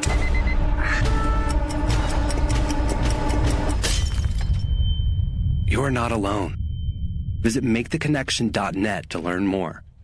What's on your to-do list? Check your mail? Get groceries? How about getting your annual vaccines? We can help you check that off. You've got this. Yes, you do. Because we've got you. With local vaccine events and access to transportation, protecting yourself and your loved ones is not a chore anymore. You've got this. A message from the Aging and Disability Vaccination Collaborative, powered by U.S. Aging. Funded by the U.S. Administration for Community Living through a grant to U.S. Aging. Learn more at yougotthis.usaging.org. You're listening to WCPT 820 because facts matter.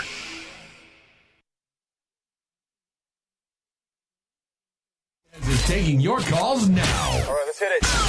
At 773-763-9278. I got a lot to say. It's Driving It Home with Patti Vasquez. Thank you so much for joining us. Our co-producer of the show, Jerry Walsky, just noticed that sometimes during breaks or during the show, I'm responding to some of the nastiness on our Facebook page, but also chiming in with some conversation with folks who want to know more about the show, about how they can get involved with protests and things like that.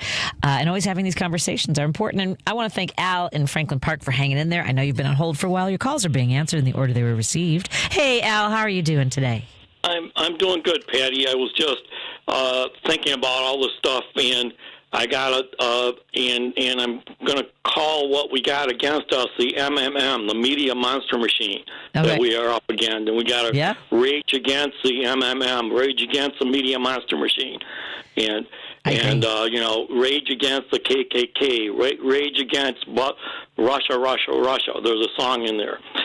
Rage against it's the year of the snake. Rage against the three-headed serpent with the good snake. The three-headed serpent being the Christian nationalists, the oligarchs, and the fascists. We got to rage against them all, and there's so much that I would want to say something to John one of these days, because people aren't paying attention as much to what is happening on the TV networks right now, and they are out there evangelizing, and they're just, we have Daystar TV, we have the Trinity Broadcasting Network, we got this new one just coming up, the Salem News Network, and they're in the Chicago area, and they're just trying to get more stations. They want to be around the world. They're getting people to send them money. We got to be paying attention to them. One of them, there's a In Grace Church in the Chicago area, and there's a mission of I guess I don't got them, but I'm finding some of the transmitters are owned in the area are owned by Christian networks, and I haven't really looked at that because you have your the new Salem network is on channel 25 too, and I think that I track the transmitters to be owned by a conglomerate of Christian stations. But I'm still looking at that. I mean, this stuff is complicated, you know. Yeah. I hear you. It is. Yeah. And it goes on, and then what was I going to say? Oh, and then I was thinking about, we have a whole bunch of little machines that we have all running and working together, and we have to win against the big machine, and then it reminds me of the Borg. And I'm doing all the threes here. You know, Tom Harbin talks about the threes and talking threes for some reason that people remember. So I got a song in here someplace. So.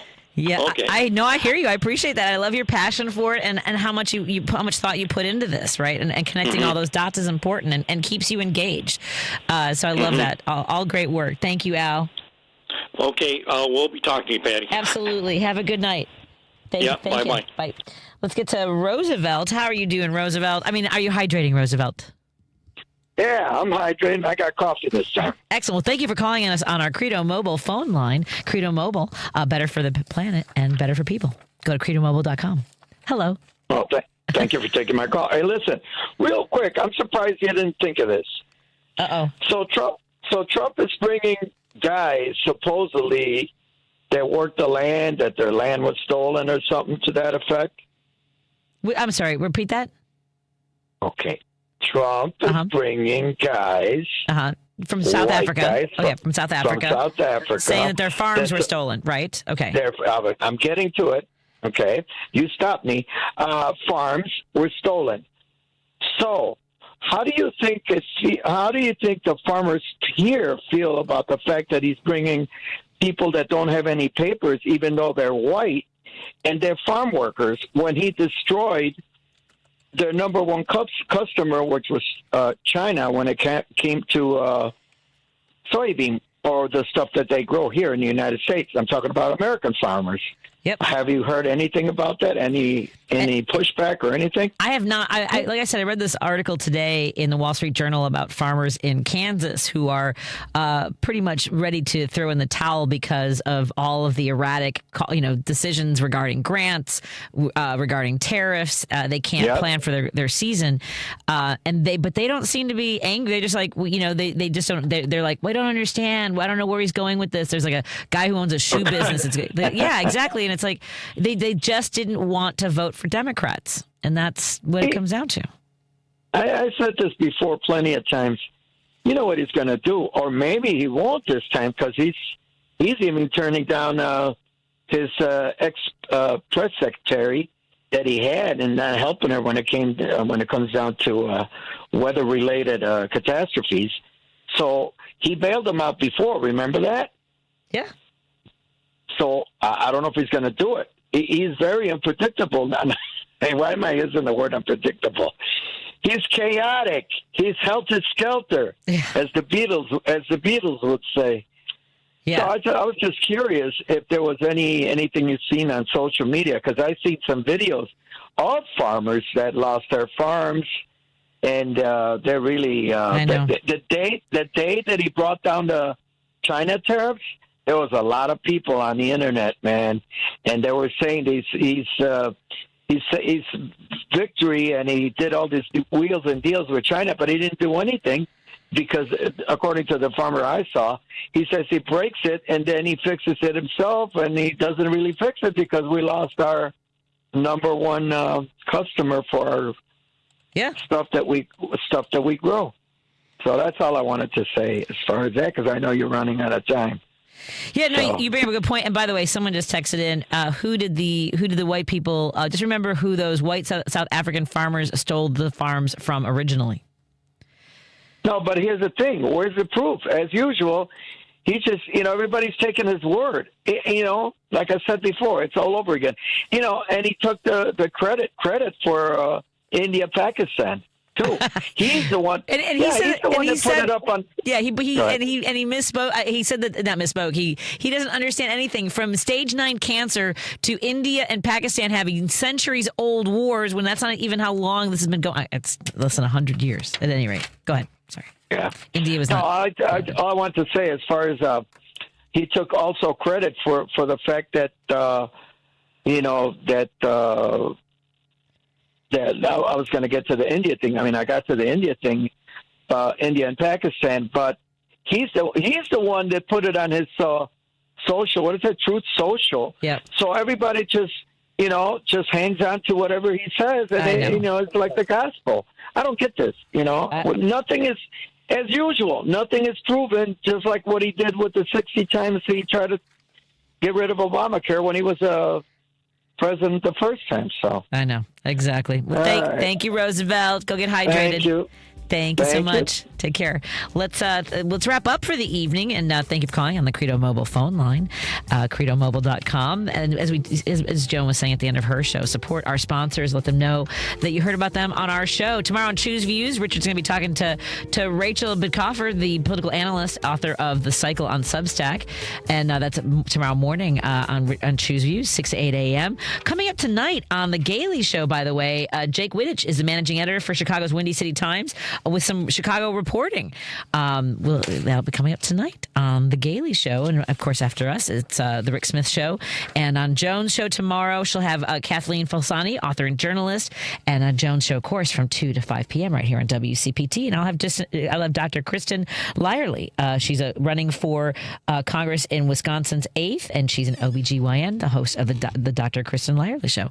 Good night, everybody. Thank you, Lady B, and thank you to all of our sponsors. Bye, everybody. WCPT replay. Diversity, equity, inclusion, DEI programs were not designed to do what the right wing is implying that they do, which is to elevate incompetent black people and women into positions that have traditionally been held by competent white men. That's not what they're designed to do. They're designed to do the exact opposite of that, which is make sure that incompetent white men don't get jobs when there are more competent African Americans, Hispanics, Asians, women who could do the job. In other words, DEI is about ending the white old boy network and replacing it with actual merit.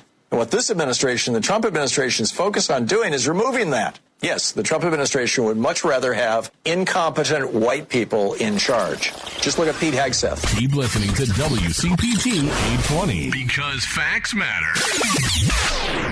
With Amazon Business, smart business buying tools enable buyers to find and purchase items fast. Free up your teams and focus on your future. Learn more at AmazonBusiness.com. This is Chicago's Progressive Talk, 820 AM, WCPT Willow Springs, and online at WCPT820.com, where facts matter. The Hal Sparks radio program. Walmart's financial chief, John David Rainey, said tariffs are going to be inflationary. There is no disputing that. Walmart has said these costs are going to be passed on to the consumer. 60 to 70% of the things that are in your local Walmart come from China. It might as well be an Alibaba outlet store. And they're about to find out the hard way. Hal Sparks, Saturdays from 11 to 1 on WCPT 820, Chicago's Progressive Talk. When I first had my baby, I'd get comments all the time about how happy I must be. I remember thinking, I want to be happy. Why don't I feel that way? It was hard to admit that, even to my doctor. But I'm glad I did. She told me it was postpartum depression, and that is very treatable. These days, things are feeling good, and we're both happier about that. Right, little man?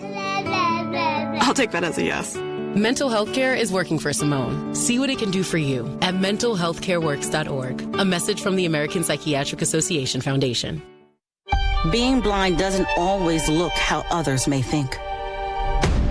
Retinitis pigmentosa aimed to overwhelm my family. It tried to cut me down. I know where to find support and where I can be seen.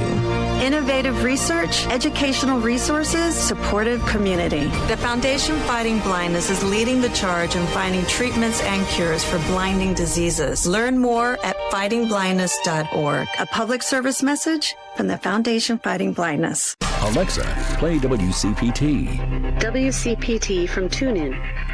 It's time for the Rick Smith Show. Here is the voice of the working class, Rick Smith. And welcome, brothers, sisters, working class heroes. This is the Rick Smith Show. Thanks so much for being here today on the big program. Lots to get to, lots to talk about. The One Big Beautiful Bill Act. Yeah, that's what they're calling it. The One Big Beautiful Bill Act, because, screwing over working people act just doesn't have the same kind of ring. Passed, as you know it would, like thieves in the night, 1 a.m. is when they're moving on that. And understand, the One Big Beautiful Bill Act. What could be wrong with it? What could possibly be wrong? Now, understand, selling this as utopia. It's going to be the greatest thing ever. It's going to help working people somehow. But we're going to keep the expiring tax cuts because you kind of have to. You don't want to upset everybody all at once. But in the mix, what are we doing? Well, they've added some new little wrinkles to curry favor here and there. But there's a whole bunch of money. And one of the things I found, $50 billion for Trump's border wall that I thought Mexico paid for or was going to pay for. Evidently $50 billion to start for that. And there's more. They're going to increase the debt ceiling because, that's only good when we could use it against Democrats. And remember, these are the people who told us they were going to solve our budget deficits. We were going to end that. We were going to then pay off all of our debt. These are the people who are screaming about debt. This only makes it worse. Over the next decade, extending just the Trump tax cuts, going to cost about $4 trillion. That's not even all of the additional spending on the border, which will be another $1 trillion, and, well, all of it. So we're adding another $5 trillion to the debt that they were going to pay off. And how are they going to do it, you ask? Of course, we've been talking about it. They're going to cut Medicaid, about $600 billion. They're talking about stripping out of that. Millions of people uninsured, millions of people not being able to access it. Because understand, if we're going to save $600 billion to pay for tax cuts for rich people, what does that mean? Well, we know what it means. It means poor people, working class people, you're screwed. Because those are the savings. They're also going to cut $600 billion from clean energy. You may remember the Biden administration had this whole clean energy plan that was going to be electric vehicles, going to be clean power production, renewables, energy efficiencies, better home heating, even nuclear power we were going to get into. Gone, cut. Never mind climate change. No. We're going to make dirty stuff great again. Also, gonna go after the student loan program. We're going to cut student loans. They say about $300 billion in savings by overhauling the student loan program, which means you're going to create bigger and more costlier requirements for repayments of loans because you got to generate some money somehow. So get it from the people who you've sold that the only way they're going to be able to make a living is to go to invest in themselves with an enormous student loan. Whereas in past generations, we covered that because we believed education was a good thing. Not so much. They're also ending certain loan and repayment programs, which means, again, who's going to take it on the chin? The poor and the working class who are trying to crawl their way up. Also, while those poor and working class people are crawling their way up, they're not going to do it with any food assistance from the government because we're going to cut about $300 billion. Also going to require states to pick up a portion of it. And this is the interesting part because states are already struggling. States are already having a hard time paying their end of it. All this is responsibility shifting.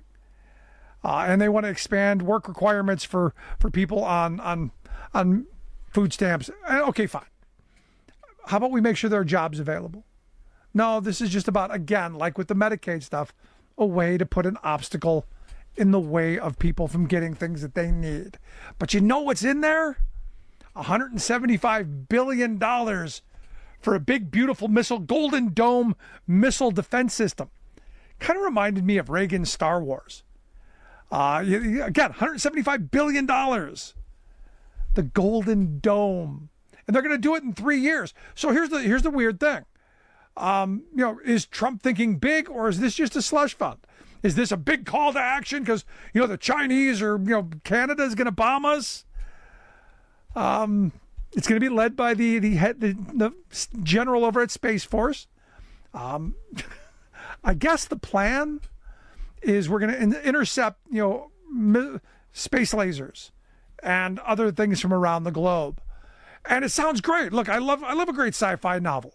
I love a great sci-fi movie with pew, pew, pew. I do. Because it sounds great. It sounds impressive. But how's that going to help the working class? Because we'll probably end up outsourcing the jobs to China anyway. Now, understand, most Americans are struggling to pay the rent. They're struggling to keep health insurance. They're struggling with job insecurity. And this is a government that told us they were going to be efficient. They have a Department of Government Efficiency that was going to get rid of the waste, fraud, and abuse. Now you got a government that wants to spend billions of dollars on space weapons, even though our military is saying, what? We aren't under any serious threat from our neighbors. Canada, Mexico, North Korea, we can deal with that. Really? And like I said, it reminds me of Reagan's Star Wars, which when I was a kid sounded great. We're going to be it's like Missile Command when I was a kid playing Atari. What happened? We got nothing. We spent lots of money. And I shouldn't say that. We bankrupted Russia. And that was the goal of it. If you go back and you read about it, it wasn't really about that the technology could work. Although, look, I'm all in favor in investing in things that bring new technologies or push the envelope. But no, this was all about bankrupting the Soviet Union, and it did its job. Now you've got Congress, Republicans in Congress have backed the project. They've promised $25 billion up front. Democrats have called it a slush fund. You know what it is. And understand, there's no clear plan on how it's going to work. Only fantasy. And you got to wonder, where did the fantasy come from? Is this a Doge boy? Is this Elon Musk going, hey, here's a way for me to line my pockets even further? I mean, the reality is, while we, the working class of this country, are tightening our belts, the Trump government seems ready to write the blank check to defense contractors for something that military folks are saying isn't a real need. Now, look, if it's going to create great jobs with health insurance and opportunity, okay, maybe we could talk about it. But yeah, this is just seems like a rerun, and a bad one. Seems like a bad rerun. Now, with that in mind, you had Donald Trump being questioned on the at the Capitol by reporters when he went to go beat up on Republicans. And Republicans asked him, how can you justify cutting, the reporters asked, how can you justify cutting food assistance? And Trump, in the most Trumpian way possible, said the cuts are going to give everybody much more food because prices are going to come down. You're going to get more food by us cutting those programs.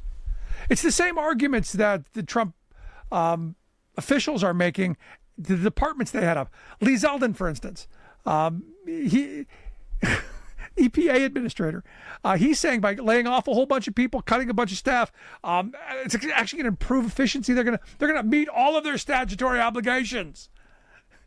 Trump's picked to lead the IRS. Billy Long, former congressman from Missouri, Republican congressman, actually was encouraging people to claim a tax credit that doesn't exist.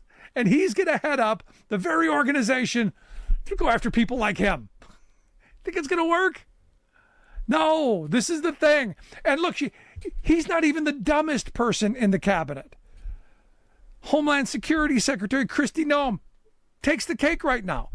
Questioned by Senator Maggie Hassan, was asked about if she could define habeas corpus, and she couldn't. She thought it was the ability for the president to do whatever he wants. The president has the ability just to deport people. And it's the legal principle. It requires the government to provide a reason for detaining or imprisoning. You got to have a reason to arrest me. And I've got to be able to see it. A writ of habeas corpus, I got to be able to see it.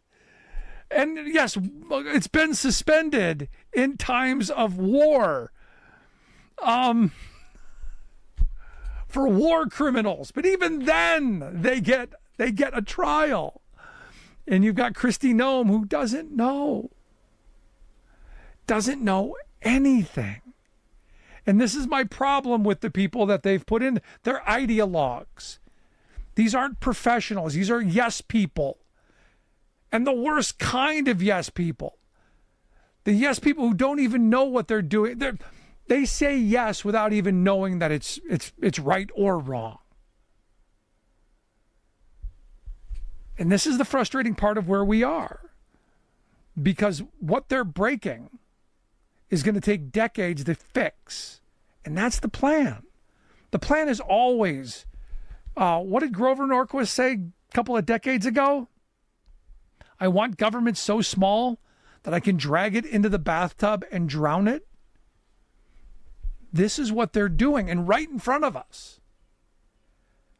So when I see Elon Musk says, I'm going to stop spending on politics for a little while, after making enormous donations in 2024 to get what he wanted, all of our information, regulators off his back, problems with the Department of Labor and the SEC and the IRS off his back, money well spent, and also access to massive contracts, perhaps like the Golden Domey thing. But Musk says in terms of political spending, he's going to do less in the future, less than he's done. He thinks he's done enough. But hey, if he sees a reason to do political spending in the future, he's going to do it. But he doesn't see it now because he got everything he wanted. He got his wet dream list. And you and I, we're going to be the ones who have to pay for it. Because again, we have no idea what he's going to do with all of the data that they've mined. And we have no idea what they got. That's the thing. How bad was it? How much did they smash and grab? And what does it mean for each and every one of us? That's the question. I want to hear your thoughts. Email me, rick@thericksmithshow.com. Going to be an interesting couple of weeks as the second 100 days, they're matching up to the first 100 in the corruption, the smash and grab, and the deplorable. But I want to hear your thoughts. rick@thericksmithshow.com. Right back.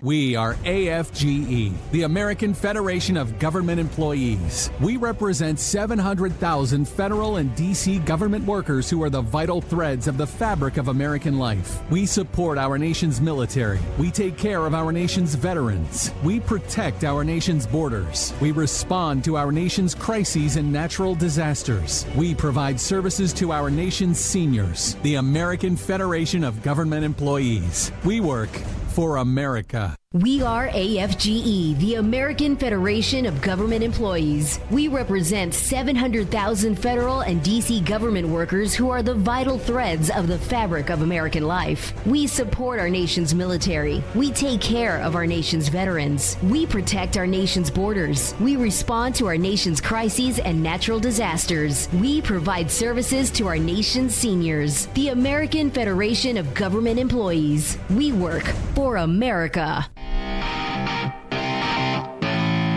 Welcome back to The Rick Smith Show. Now, here is Rick Smith. So it appears that the pharmaceutical giant Regeneron, it appears that they're going to get all of the information that people sent to 23andMe, because evidently there's a court-supervised bankruptcy sale going on. It appears that they're going to acquire this 23andMe, and the more than 15 million people who sent their DNA in and their health information, because hey, I just want to see where I'm from. Corporate America has now might have their greedy hands on it, and who knows what they're going to do, because as this story's being laid out, evidently this information can be treated as a corporate asset. Those words scare the you-know-what out of me, and here to share some thoughts on what this means. I've asked J.D. Branch to come share some thoughts. He's the big tech accountability advocate for Public Citizen. You can check out their website, citizen.org, JB, thanks for taking time for us. Yeah, thanks for having me, Rick. Appreciate it. So walk me through this. What's going on? I know 23andMe went belly up or had some problems, now being taken over by this big pharmaceutical giant. How can that happen? Yeah, so, for some of your listeners, just to make sure, 23andMe is a DNA direct-to-consumer company. So you spit into a tube, you send it out, and you get some feedback about your family history. And they had declining sales for a while. They had a data breach, where folks got harassed, where a lot of their data got spilled out, broadly speaking. And so as a result, they just weren't hitting the bottom line, and they filed for bankruptcy. And we have a pharmaceutical company that stepped in, that they actually have a genetic database, and they saw this opportunity to buy millions, 15 million folks' DNA on the cheap. It's not unusual for companies to buy another company's assets, but this is really sort of the first time in U.S. American history where you have a large pharmaceutical company just wholesale buying and purchasing up folks' DNA, down to diseases, down to health history. And here's the crazy thing as well. It's not just an individual user's DNA.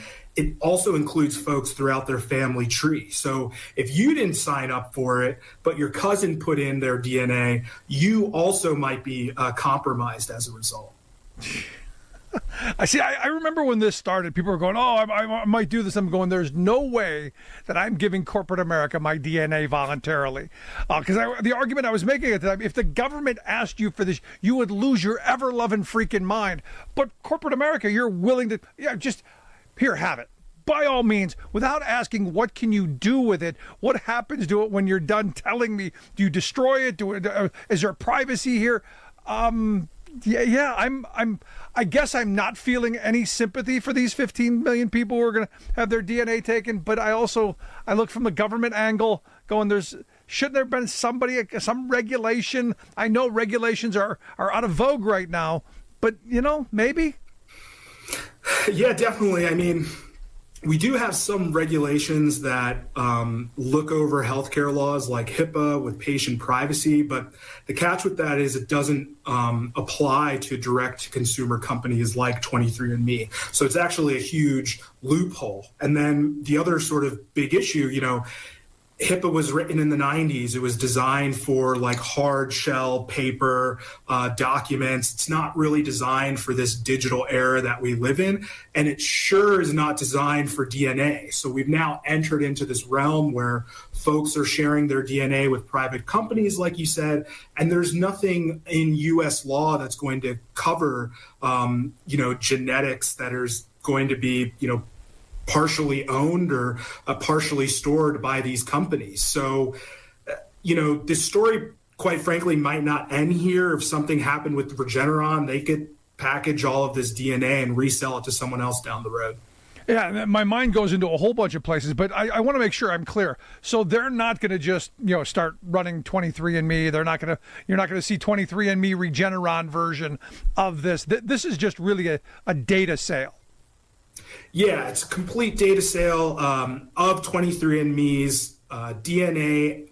I believe it's about 15 million users' DNA, and they're going to be transferring it from 23andMe over to Regeneron. And once that happens, Regeneron can basically do what they please with it. So let me ask you about that then, because, is there something that you could go, I'm going to give them the benefit of the doubt and say they're not going to use it for nefarious purposes, that there's something that maybe I don't understand, that you go, no, this is going to be good for us, that they have all of this information. They're going to be able to come up with the cure for whatever's next. Is there an argument for that? That's going to be the argument that Regeneron's definitely going to be making, that there's going to potentially be these breakthroughs and whatnot. Let me propose the counter to that. You're seeing a lot of corporate government, agreements that are happening. And so regardless of if you're on the right, or regardless of if you're on the left, if Regeneron decides to enter into a contract with, say, ICE and share that DNA information, regardless of which administration is in power, Democrat or Republican, you're going to potentially be exposed. So there's all these sort of almost like sci-fi iRobot situations that are pretty concerning and should be very alarming for consumers. Oh, absolutely. I mean, since you brought that up, my mind goes, because they're going after ending birthright citizenship. Maybe they're going to go after, if you're within the third generation, you're not a real American. We're going to come get, first, second, then you're out. Who knows? Or maybe we fall out of favor with a particular country, and now you've got to, this could really, like you said, in a very sci-fi kind of way, be very scary. Now, this also brings to me, this is a small 15 million, not a huge number.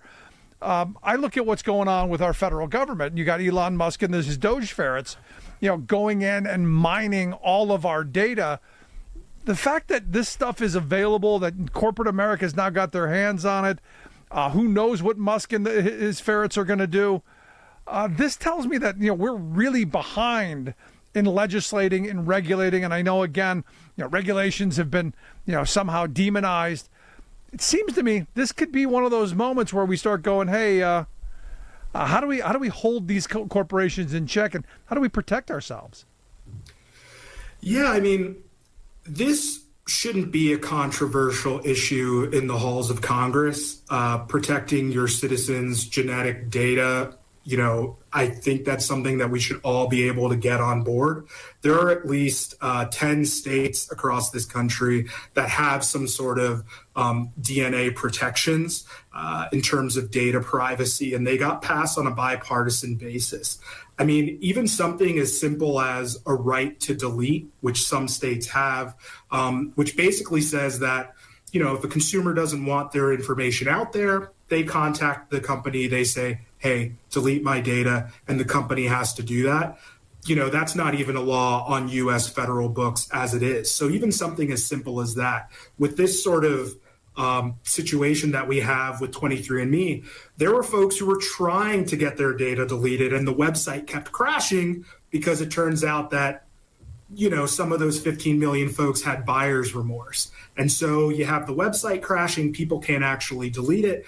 I'd actually call on Regeneron to, provide an expanded window to let some of those customers delete their data, because that's the only right thing to do, when folks were trying to do it in the first place. So, yeah, completely agree. We are behind on a variety of things, particularly when it comes to this data privacy. But again, you come back to, this is just one company. How many of these are out there? How many people have, without thinking of the consequences? Because look, I thought, originally I'm like, well, okay, you swab your cheek, you send that in, they throw it away. You get, and without going, no, they're going to hold on to that. And then what are they going to use it for down the road?